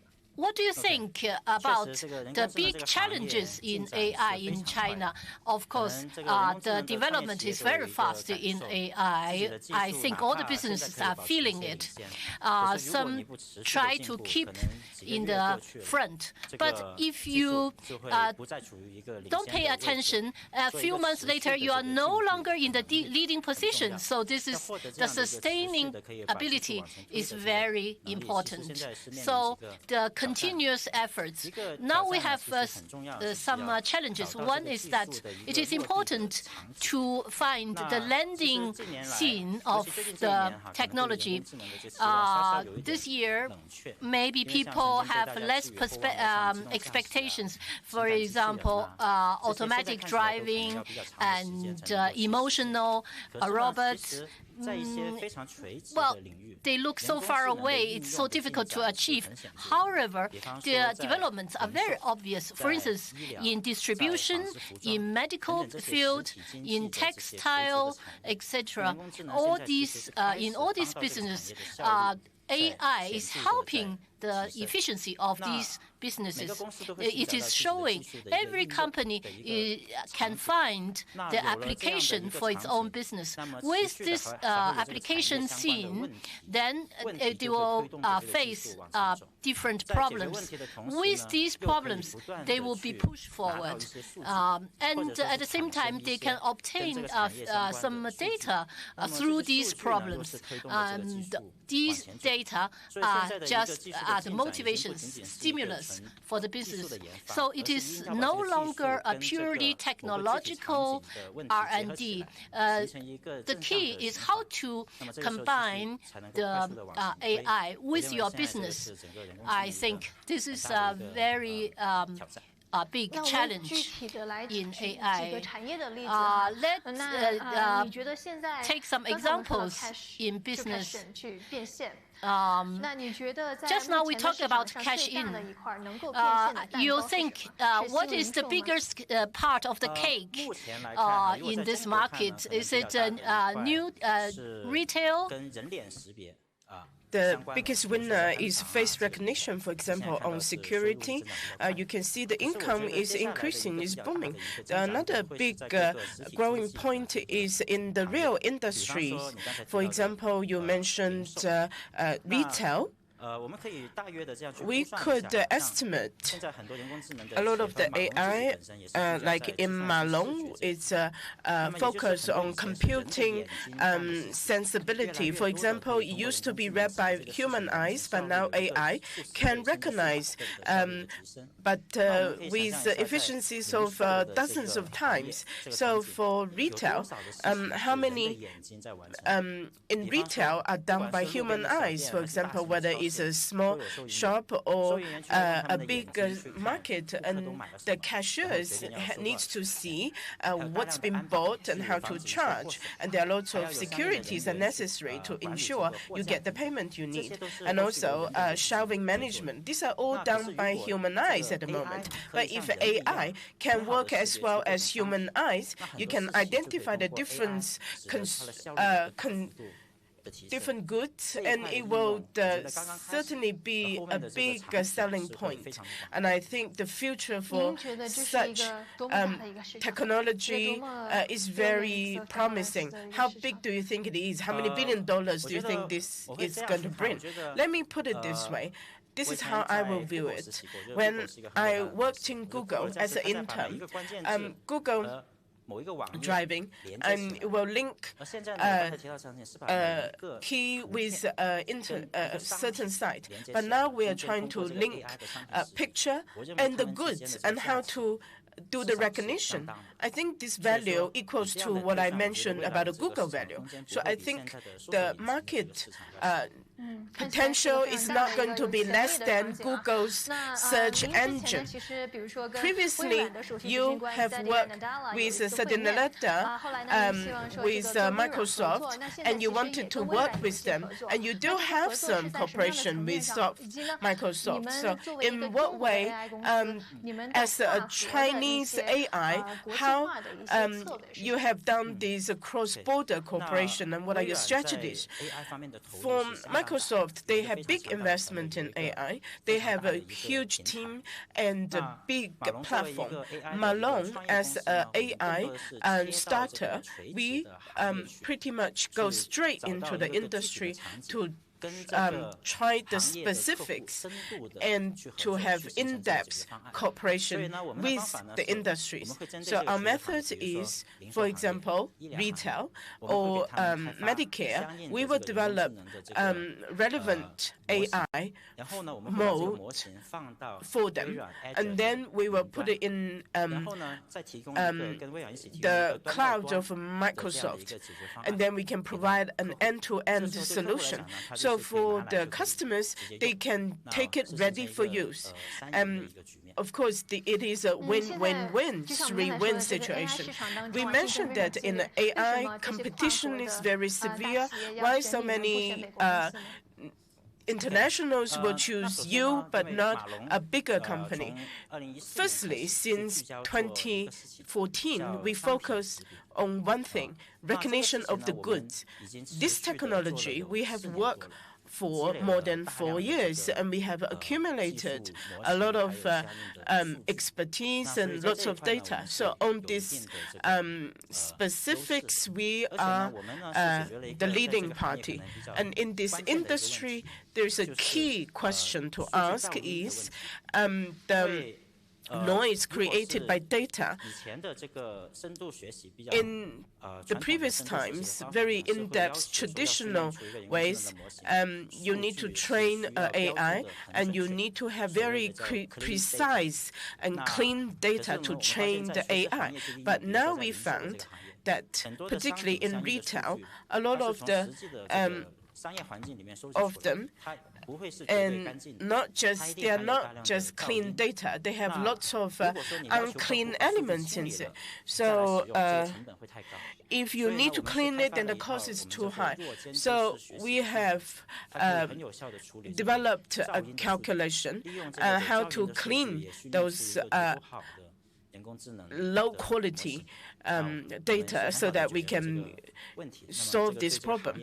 And this solution makes a great deal to this industry. So, okay, great. The next question is, you have mentioned you will work with multinationals and or to go globally.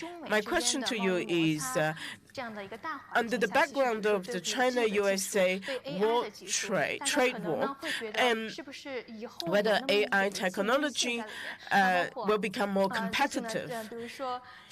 For example, USA and China have stopped the last round of negotiations because of the differences on IP. So as a high-tech company based in China, when two countries are having differences like that, then how do you adapt, and how is it going to make an impact on Chinese AI working with global parties? I actually think AI is not a zero-sum game. Doesn't mean that if I win, you lose.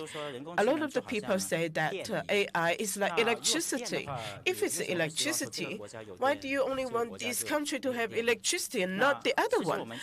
So when we look at the whole of the AI and the research and the development, there is a factor that from the very beginning, from the development and research is already a multi-countries effort. For example, ImageNet. This is a very key competition which has pushed forward the technology. It was led by Dr. Ye Feifei, which is a Chinese scientist who runs this competition, which attracts participants all over the world, including Canada and other countries. In the old days, Canada and the USA teams have good breakthrough. But now the latest result that the recognition is even better than human. AlphaGo. AlphaGo was developed by a UK team and supported and funded by the Google. And it's a team effort between it's a gameplay between Chinese and Korean. So you can see that you cannot just do it alone. So in Malong technology, we have two founders. The other founder is a USA, is American. So just the funding of the company is already and not only it is cooperation with technology, there are also others. For example, we work with Bern University of Switzerland. We also had a lab, which is also a technology development by the joint effort of the two parties. So I think AI needs to go beyond border. That is what is needed. So for application, that's also needed for international cooperation. So I do not see it as zero-sum game, and it is a cross-border effort. Thank you very much, Mr. Huang. Thank you. OK， 那到目前呢，我们小型的这个一次 Now, 议程呢，就先暂时告一段落。非常感谢 So 大家的 thank you 参与 very 啊 much, Thank you very much, our amazing guests guests and and audiences. audiences. So coming up next, I will hand over the stage to my 那么 colleagues 下一 Elizabeth and Nancy. Coming up next. Thank you, guys.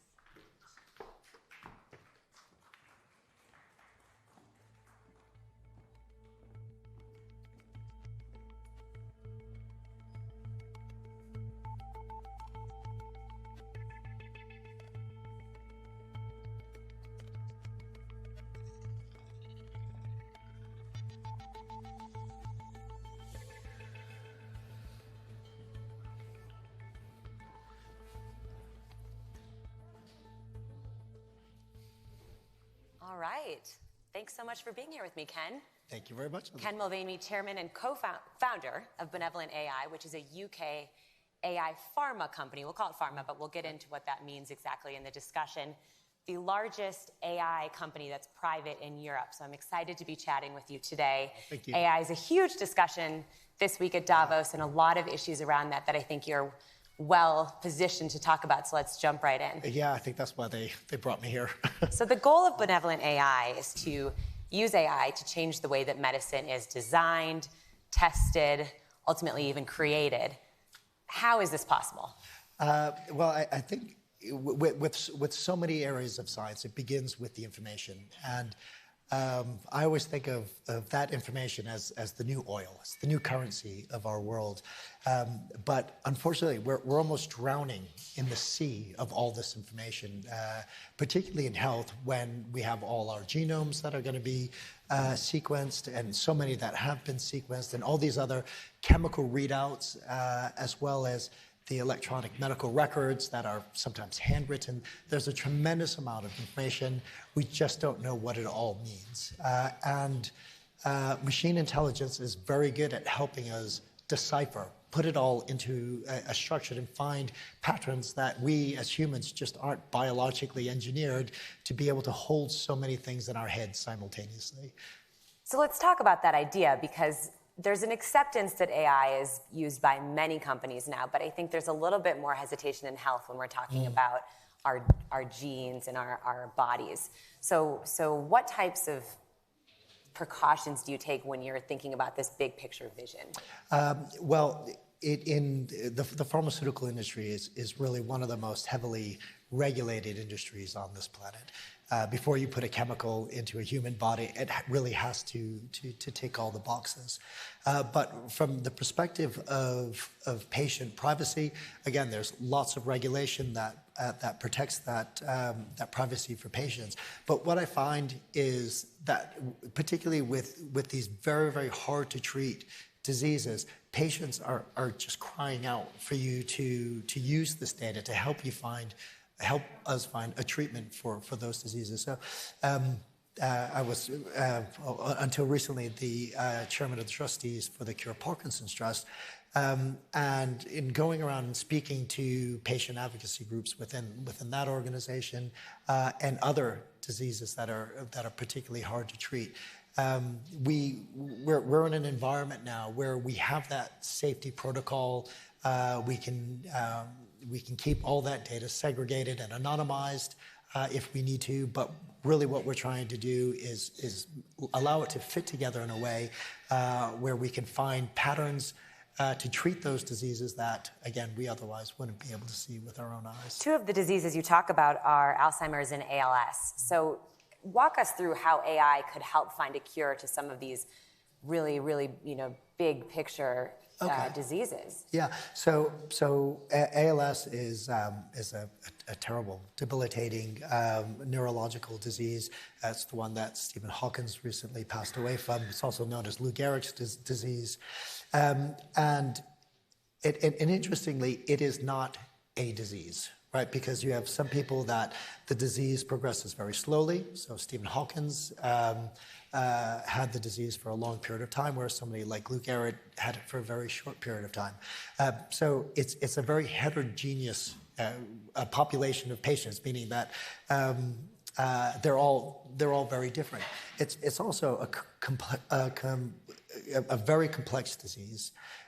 Where there are 30 different genes that are associated with the disease. And as a patient, you may have one of those mutations. You may have 4 of those mutations. You may have 30 of those mutations. But the point is 80% of patients don't have any of those mutations. So really, what is happening with that? And with our own program, I like to think that we stand on the shoulders of giants, because we were able to leverage all of that information that has been produced over decades, and be able to synthesize that information. And within our own system, actually it was about 5 hours, it was able to synthesize that and propose new treatment strategies, new drugs that we could design to interfere with that pathway, to the point where actually the people who tested it at the Center of Excellence for ALS in the UK had never seen results like that. And this came from a machine brain. And then what would the next step be from there? You mentioned that we're kind of I guess, a machine intelligence enabled pharma company. So we have to bring that through the normal development process. We have certain advantages in terms of being able to select patients more accurately than otherwise would, so we can run smaller clinical trials. They tend to be a little less time consuming as well because they're smaller readouts. But the hope is actually to bring our medicines to market. Currently, I have 14 programs in development that span a variety of different, very, very difficult to treat diseases. So who's your biggest competitor then?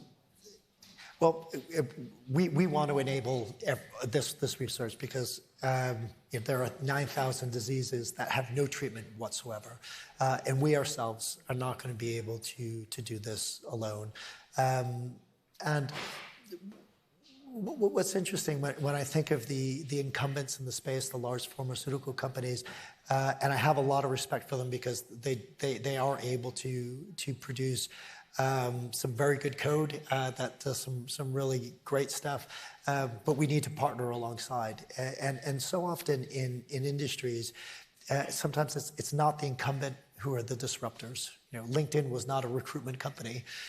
Uber was not a limousine company. Amazon wasn't a retailer. Sometimes it's not the incumbent who's going to be able to make these step changes, but we want to enable those alongside of. Well, on that note, yesterday here we heard Google Alphabet CFO Ruth Porat talk about how Google's AI can help detect breast cancer. So how do you see a company like Google? Is it all working towards that same goal, or are they someone that's looking to acquire a company like yours? How do you see that? The diagnostic value of machine learning is certainly welcomed by us, and because it goes hand in hand. But we focus mainly on the treatments.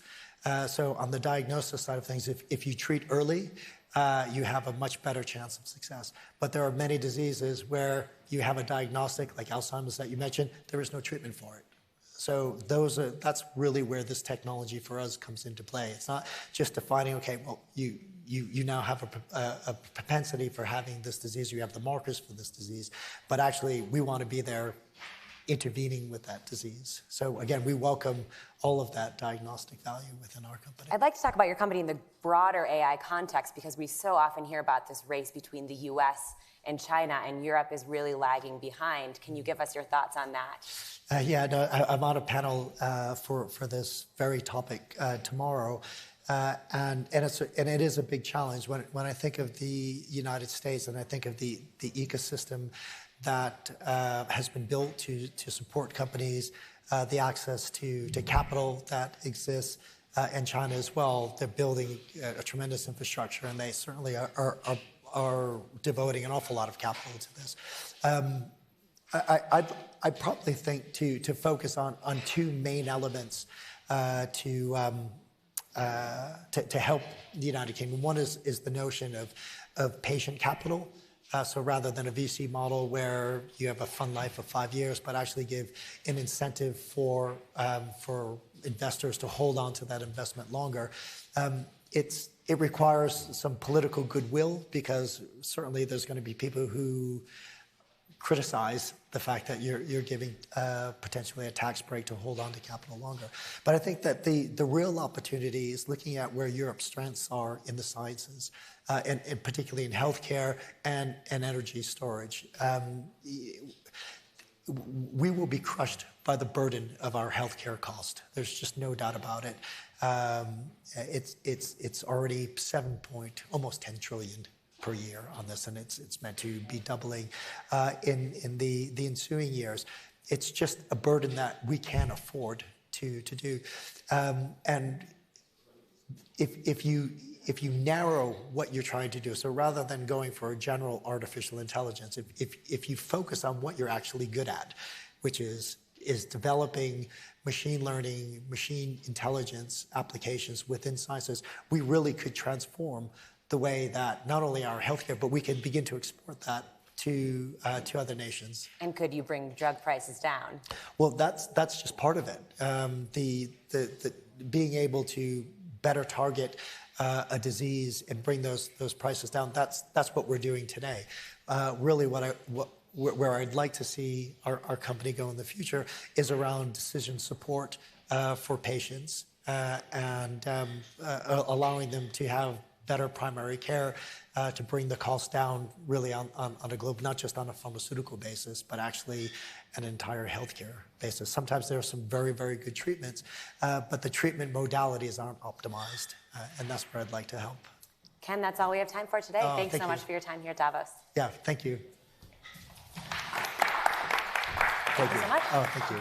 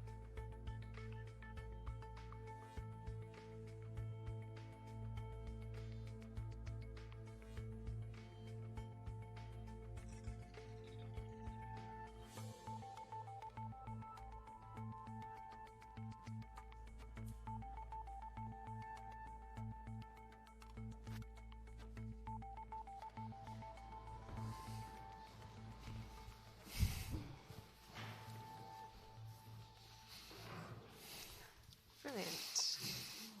Hello, everyone, and thank you for coming to CNBC's Marketing, Media, and Money panel. It's a pleasure to have you all here, and hopefully Davos Happy Hour doesn't start too early because it's great to see your faces in here today, and quite an exciting time for marketing, and I'm pleased to say that we have an esteemed panel here to talk about some of the big issues. So why don't we start with Keith?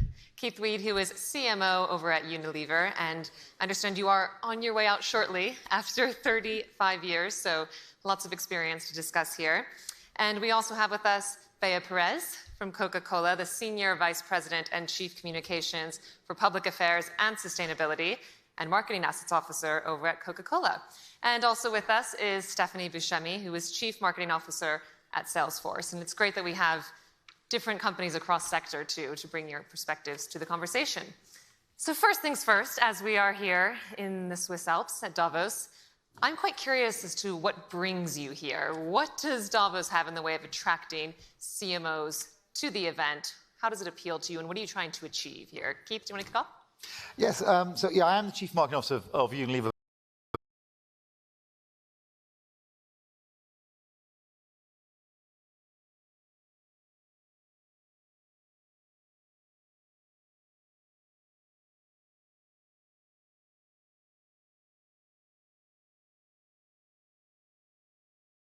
I also run sustainability. So I run our social, environmental sustainability and communications. And so my principal reason for being here with my team is engaging with everyone from the public sector right the way through to NGOs on issues, whether it be sustainable farming, whether it be the challenge around plastics, so social and environmental issues. And on top of that, everyone's here. So wearing my CMO hat, I've just come from a meeting with Google. I'm about to go for a meeting with Facebook. And it's a great way for the industry to come together as well. So combination of two. Sustainability, I think that's quite clear. This is the agenda here. But then also the gathering of people from around the world. So not the ski slopes. No, do you know, I've come here for 10 years and I've never skied, which means I'm either very, very dull or hard-working boy. Yes. Hard-working. You're not alone, though. Most people tell me that. You too, Ben? Yeah, no, the perception is that we're out on ski slopes and just going to parties. And the reality is that most people are starting their days at 6 a.m. They're not finishing till 10. They're having meaningful conversation and putting social issues right on the table and in the sweet spot of business. And we have a lot of respect for what Unilever has done. And coming here and actually having these business conversations and learning from each other, I mean, it's incredible the dialogue that happens between business and how we can actually scale great ideas for society that's in best interest of people as well as business. And a lot of that happens here and setting those shared visions and shared goals. So that's a really good point. Whole system change. Yes, that's the difference. That's it. So when we're not here, we're all doing our own agendas, really good agendas. Coke's doing some fantastic stuff as well, Salesforce. But what's here is you have everyone. So if you really want to make a permanent big change, it's got to be joined up whole system change. Stephanie, would you agree? I think you nailed it there about alignment. I mean, coming out of here, it's so clear there's a steel thread throughout every day here. You're starting to really be able to see and surface what are the issues. And then from the business community, everyone's getting aligned around how do we want to show up around that? What's our point of view? What do we need to do? And I think that's really why CMOs need to be here now. I mean, if you look at consumers are 90% of consumers want their businesses, the products and services they engage with, to have a point of view on these issues. And so being here and being able to have those conversations and get alignment around it, it's critical. And I think it's key here that you've all mentioned sustainability, almost moral, ethical issues that are so key to your job now. It's not just the old traditional way of marketing. That seems to be somewhat easy, though, because customers, by and large, agree that they want a company, a brand that's sustainable. But what about the political issues? Because there are several hot-button political issues dominating the conversation here at Davos as well. I'm looking at you because Brexit is one of them in your home country, of course. And Brexit. Well, no, can we not talk about Brexit? Yeah, all right. We don't have to talk about Brexit. You told me we weren't going to talk about Brexit. Okay, fine. I'll give you a pass. But it does really reflect the broader discussion about protectionism, trade barriers. Do you weigh into the political debate? Do you worry that your brand, being somewhat of a British brand, has anything negative around it as customers are concerned when it comes to what Brexit might mean to them? Look, so we're a truly global company. We're in 190 countries. So whether it be a Ben & Jerry's or a Hellmann's Mayonnaise or a Dove, we just happen to be an Anglo-Dutch business. But the vast majority of our business is in India, China, Brazil. Yes. Exactly. Very same similar, yeah. So we're in over 200 countries. And what I'd say is that trust has always mattered to brands and having a point of view. It's critically important, though, to stay true to your values. And so I remember a question we got when the U.S. pulled out of the Paris Accord. People called Coke, because we're a U.S.-based company, and they said, so what does that mean for Coke? Are you going to pull out too? And we said, no, because this is core to our values, and we've set these priorities for our business, and we're going to continue to set these goals and drive change. But it was interesting how easily you could be defined by where you're headquartered. Right. But the reality is you have to stay true to your values and make sure you're delivering on what consumers want to. I think that's spot on. There'll always be a different social issue, a different political issue, a different environmental issue. And businesses need something to anchor back to. And it's your values become your compass for how you run your business. And then it's very clear to your customers, your consumers, and your employees that you're going to lean in and show up tied back to your values. And I think that's why companies shouldn't, certainly from our perspective, I know different companies do, but shouldn't get involved in politics. You know, we're there to serve people cups of tea, mugs of soup, ice cream, and no matter what the conditions are. So, as countries go through ups and downs, I think one of the best things that we can do is be there. And also, by the way, when there are terrible disasters and catastrophes, because we have such big distribution, it's usually the Unilever trucks, the Coates trucks that actually get through even ahead of some of the NGOs and etc. And to try and get normal life back together again. And I think if you focus, ultimately, we're here to serve the consumer, and we'll do that the best way we can. And no matter who's in power, let the politicians do the politics, and we'll do ice cream. What you said though about being a global company, I mean, do you think there should be a deliberate effort? Is there one at the moment for companies like Coca-Cola, let's say, catering to customers in China, that you necessarily don't want to be an American brand? You want to be a global brand. Well, what's interesting is we do manufacture, produce locally, distribute locally, pay local taxes. So when we're in these countries, they do view us as a very local brand. And what we found, though, is it's also critically important to understand what that government is trying to accomplish at the same time, and where can you align. And I just want to give a Salesforce example, because I just left an oceans discussion, and Salesforce has taken a distinct point of view on oceans. And the reality is without having the government in the room and being able to debate what's happening with infrastructure, what do their people and their communities want, how can business work with government to accomplish the goals together. So while that's not taking a political view, it's actually engaging in infrastructure or critical needs in society and doing it in a meaningful way aligned to the brand. And so I have watched sort of the oceans dialogue coming that way, and Coke participated because we sell our products in plastics. And so we know plastic pollution is a real issue. We also know we can't solve that problem alone. We need businesses, but we also need governments to have the infrastructure and to play the role. Yes, when I was talking about politics, I mean party politics. Party Absolutely. politics, So that's you need governments. If you think about even the plastic challenge, where we're all aligned on this is absolutely something we are going to solve, etc. But there's no point Coke recycling all their bottles if there isn't the ability for consumers to do recycling. Sure. And so this comes back to this whole system change. Yes. We've got to do the whole system and make that work. And yes, because there's many countries right now who don't allow us to go bottle to bottle with the plastic we recover because of food grade quality issues, yet there's many countries who do allow it. So really trying to get beneath why don't they allow it and how can we change some of those issues. Stephanie, when you look at your other marketing efforts, in addition to what you're doing in the way of oceans, other sustainability projects you have, can you actually measure the influence it has on customers? Absolutely. So, there's the traditional growth measures of revenue and profitability, but there's a whole nother set of KPIs that we measure ourselves around, which is our customer satisfaction, our customer engagement.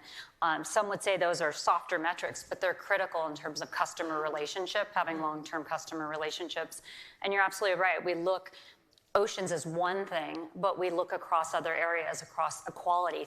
We spend our time understanding what is the most important things to our customers, and those become the tent poles for what we focus our efforts on. So I think very few customers would at least openly say they don't care about helping the oceans. I mean, many are getting on board this charge with plastics, but there are thornier issues when we think of what's going on in the Me Too movement, for instance. Some of the more racially heated issues we've seen, too, that companies have weighed in on. And I'm not sure how many in the audience have actually seen the Gillette advert that came out recently. Show of hands. But it was quite controversial because people had quite an immediate response. We talked about it at CNBC. I've talked about it with friends. It was either, whoa, I think that was right on, or some people said, okay, that's too much. I had a girlfriend who said, oh, it's so moving. And then I've heard from men who said, okay, stop beating up on men, because it did reflect, this is a new era, stop the bullying, stop the old ways that men have behaved badly, I think was the message. Do you think it was a success? I think the bigger point that we're all engaging is brands with purpose. And I think this is a good example. I can equally talk about Dove and the work that Dove's done on real beauty, or even stuff that Axe has been doing on bullying, etc. And of course, the latest one is the one that everyone focuses on. But what are we trying to do as an industry? I think right now the world is just so cluttered with so many challenges, whether it be the sustainability challenges or even just cluttered in media, that I think brands need to have a bigger role in society than just being I wash whiter or I do this. And this area of brands with purpose, brands that matter, brands with meaning, I think the need of brands to be part of society. And that means that, if you are a male brand, I don't think you can ignore what's going on right now. I don't think Dove can ignore some of the challenges that are put on young girls because of the beauty industry. Right. And I think demystifying the beauty industry. But it's not just having ads. You've got to do stuff as well. We talk about brand say and brand do. So the brand say on Dove is about real beauty and self-esteem. And I'm sure you've seen some of the ads.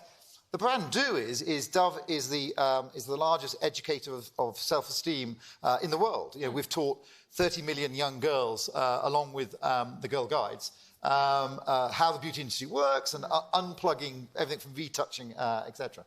And I think when brands start doing that, they have a bigger role in people's lives and they become more meaningful rather than just a thing, another commodity. Keith, you brought up a critical point, which is you actually have to be doing the work. Yeah. So we have similar philosophies. We say it's be, do, say. You have to really believe it. It has to be core to your values, your mission. Then you have to actually do the work. Like be, do, say. Okay, that's better than say, do. Well, it's all the same camp. All the same camp. We're sharing best practices. There you go. But the reality is that if you start talking about it and you're not actually doing the work, people will find out, and then your brand loses all credibility and trust. Yeah. You completely lose that trust and authenticity. Because trust is equally, while at the very same time consumers are asking for their brands to take a point of view and lead in, we also have to maintain that trust throughout. And you see a lot of people who will wash a brand with equality messages or something, but then you don't see them walking the walk, following suit. And I think it's really critical that, to your point, for every single message you're putting out there tied to a social issue, an environmental issue, you better be able to back that up. At Salesforce, for us, equality is a huge thing. And publicly. And be able to share your data publicly. Gender pay, we've closed that gap. That's been a huge thing. Can't talk about it if you're not backing it up through the programs. And particularly millennials. Millennials have the greatest bullshit meter ever. So if you aren't authentic, you get caught out. Yes, of course you do. Well, speaking of millennials, of course, a big topic we continue to see, a trend I should say, is with influencers. And I think this is part of the conversation too, because if you know your brand, you have to know your customer. And the influencer who you select has to represent that brand. Yeah. So how difficult is that? Well, I think getting the right influencers, and we were just chatting that beforehand, is critical because if you're launching a brand around, I don't know, Cajun cooking, and you can find a Cajun cooking expert who has lots of people who are following them who are interested in Cajun cooking, well, that person being interested in your brand makes some sense, and surprise, surprise, when he or she talks about it, the people who are listening are people who like Cajun cooking. I think where it all falls apart, as one thing I highlighted in this June in the Cannes, in the Festival of Advertising, was what we discovered was, with all the good things the influencer marketing brought, it's now more than $1 billion. Bad things happen as well. And I think that's true for any new industry, and you need to iron it out. And one of the bad practices is people buying followers. So some people actually pay the influencers based on the number of followers they have because you'll send the message out. Now, if those followers are either all being bought because they're in Bangladesh or the Philippines and you are an ice cream brand in Florida, they're not going to do you much good, but the numbers look good. Or even worse, if they're bots, you've bought bots. And they look like followers, and they even do fake engagement. So bots can actually go in and like a picture, or even write a comment under the picture, although the comment doesn't normally join up with the picture very well. That's bad. So we made a commitment from a Unilever perspective that we wouldn't work with any influencer who bought followers. We also said we wouldn't do the same ourselves, so some brands actually buy followers. And that we'd prioritise working with the platforms who did something about it. And the great news is since last June, across Facebook, YouTube, and Twitter, Instagram is the main influencer. Instagram, Twitter, and YouTube, they've removed 1.6 billion fake followers. Wow. So the market is being cleaned up. We're not quite there yet, but this time next year, I think the market on influencer marketing will be the genuine market we all believe. And we're not quite there, but get rid of the fake followers, get rid of the fake engagement, and then I think it's a great market. And it gets right back to the authenticity and trust, because those millennial consumers out there, they can see that that's happening, and that just pulls them away from your brand. I'm also curious whether, I mean, that really hits the fact that consumers becoming smarter in terms of That's identifying what is an influencer, are they for real, are they just selling me something? And I wonder how the data privacy concerns have factored into this, whether people are saying, okay, they're just using my data, the influencers are taking advantage of it. Does that make influencers a little bit less effective? Well, and I'm sure you're probably in the middle of GDPR, as we all are as well. You know, we have found a couple different things. One is, it depends what region you're in, how open people will be about their data. But we have found, and I don't know if the data is the same across Salesforce and Unilever, but the younger the consumer, the more free they are with their data. Absolutely. And they actually like the fact that there's going to be a value exchange and that they're getting something. They think it's worth it. But that's the point, the value exchange. It's the value You exchange. need to get something back. Yes. So if your data turns into you get things you like and want, right? Right. If your data just is used to get some random targeting of advertising, you know, if someone sends me like a nappy or diaper ad, you know, I've got 3 millennial kids, I don't want to, that is bad use of my data. But if it's for giving me something added value, then that's It's good. kind of getting back to personalization versus privacy and the balance between the two. People will reduce and give you more and more information if you can give them value in the form of personalization. He doesn't want diapers. We see that. But it's the tension between personalization and privacy. It's like, if I give you this information and release it to you and then I don't get a personalized experience, I'm frustrated as a consumer. Yes. And giving them the chance to opt in or opt out. And so really being deliberate in your marketing practices to ensure that you're doing the right things and that you're not abusing the data. Is it more difficult to control the influencers, though, in terms of making sure they are aligned with your brand? Because when you think about big celebrities who are paid big endorsements, surely it's written in their contract and it's a very specific thing. I mean, it's harder, isn't it, to tell what an influencer, how their social media platform will progress? I think you have to do a far more due diligence than ever before with your influencers. I mean, think of, you know, there's speaker bureaus out there and you can hire someone to speak to your brand. I think people put far more into it now. For example, looking and saying, who will speak on our behalf? Literally getting to a values discussion and getting to know these people and understanding, because they're an extension of your brand. And I think, you know, there were a lot of times where it was much more transactional, and I think it's moved to much more of a relationship with the influencer and making sure that there's the trust there and that there's shared values. There's always some risk with it, but I think people do far more. If you're managing your brand effectively, you're doing far more due diligence than ever before. And the market's being cleaned up as far as now, increasingly, when you are being paid, it's very clear. I don't think it's clear enough yet, but it is going to get clearer. So, and then it's going to be like a print ad or something. You know, it's going to be. You know, Right. So this celebrity is paid and it's now. endorsed. Now, of course, when they're chatting about it generally, then and they're not being sort of paid to do something specific, then that's obviously even better. But the vast majority of the stuff that is being paid for is going to be much clearer they're being paid for. And then it is just like as if you were sponsoring someone, and then if they went off the rails, then your brand does get impacted by it. So getting the right people is key. Now, in some ways, though, that's easier if they're a big celebrity that everyone knows and you're tracking them. But even big celebrities, and you work with many more celebrities than I do, aren't easy to manage. But if you're doing micro-influencers, I mean, how do you cover... You know, we might use 10,000 micro-influencers on a particular brand or campaign. Wow, I mean, you can't cover all those. So you have to start working very carefully with people. Yes. What do you think is next in terms of, I mean, influencers, we've been discussing how they've transformed the industry for quite some time, but when you look at the tech disruptors out there who are trying to change the way that the advertising agency runs, I mean, what do you see as the future as you get ready to step down from your role? Well, I think one big thing is advertising, as we know it, is here to stay. Interruption advertising is here to stay.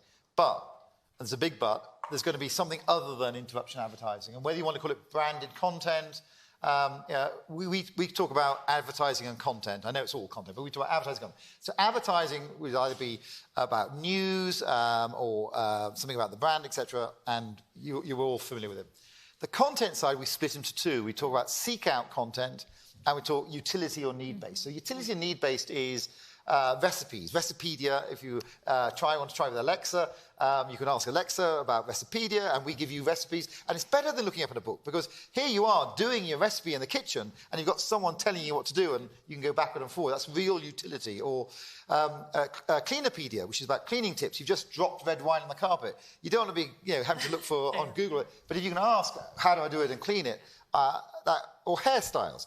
So we've done quite a lot in that way. The bit that we are working the muscles up on is branded content, and you do that, a lot of that. And that's where you actually have entertainment base, where people want to spend time on the content because it's someone about to jump out of something from a very high height or whatever, as Red Bull do so brilliantly. And I think that sort of muscle is something that's going to grow a lot, is brands that are engaging with people because you're being entertained by the brand and you want to spend time with the brand, as opposed to interruption advertising that jumps into your television program and breaks it. Yes, I would agree. It has to be part of the natural experience. And I'd say what's going to continue to happen is better decision-making, because you're using data. AI is going to help us change the game, because you're going to have the data, but you're going to be able to impact decisions, measure, track it, and make quick decisions on what you keep doing and what you abandon. I'd say the celebrity-type marketing is probably going to be fewer and fewer, and true influencers, because an influencer is no longer just defined as celebrity. Yeah. And so how do you actually think about, this new society cares about social issues. Who are the influencers there? Yeah. And whose voice actually matters? So I'd say it's more of that, and it's actually going to empower marketers. And I just have to give a plug for Keith. Keith, earlier on here at WEF, actually we helped to start the Positive Change Award through the Effies, and help to incentivize brand marketers to think about how can they use their brands to actually positively impact and leave strong legacies for society. And that's been several years in the running now. And I'd say that's also going to be a part of this. At some point we talk about how can that no longer be just a single Positive Change Award, but how does that actually become the criteria for all of the awards? I think there's two big things that'll be at play upon us. One, IoT, the Internet of Things. We keep saying as marketers, there's more and more data. We have this data explosion. We are nowhere near the finish line on this. With the Internet of Things, with sensors being embedded in clothing, being embedded in trees and things, we're going to have rafts and rafts of more data upon us as marketers in real time to create even more personalized experiences. So I think the level of sophistication the bar is going to continue to go higher. That said, as it relates to influencers, I think the influencers are going to become more and more the consumers themselves. Oh, okay. They self-form into communities. We call them trailblazers. There's people who are leading the way. I think that will be far more credible than a celebrity.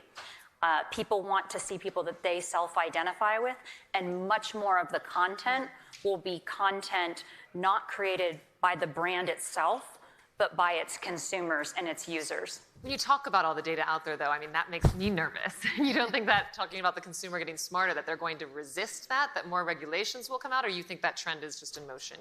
We're definitely going to have more regulation, and people are going to definitely be more concerned. And that's where I think marketers need to step forward and do the right thing. I think you were talking about the Internet of Things. A week ago, I was in Vegas for the Consumer Electronics Show, and what is absolutely clear for all of us is the role of technology and data is just going to grow and grow and grow. And so many things are changing. We all change. I mean, with the good old mobile phone, you'll go home tonight and you'll be completely reasonable when you're at hand basin. You'll turn the hot water tap on and you'll let it run warm. You'll be a really reasonable person. You won't storm out of the bathroom. Put a mobile phone in your hand, and if a video doesn't play or an app doesn't, bam, within milliseconds, you swipe past. And it's turned us into these incredibly impatient monsters. But as marketers, we have to respect that. And so we have to create experiences, whether it be videos that instantly play or sites that aren't too heavy, etc. But it's even beyond that. We're seeing a separation of buying and shopping. So buying and shopping used to be the same thing. But what we're seeing now is with things like subscription selling, so we have a Dollar Shave Club where people are buying on subscription. That is really, they've sort of delegated it buying. And now if you put on top of that, I don't know, the Google Assistant and whatever, you can imagine there'll be part of what you buy which you will delegate to your bot. And then shopping is something you're going to really want to enjoy, and that's going to be a shopping experience. And so what we'll be using data for, as Mark said, how do you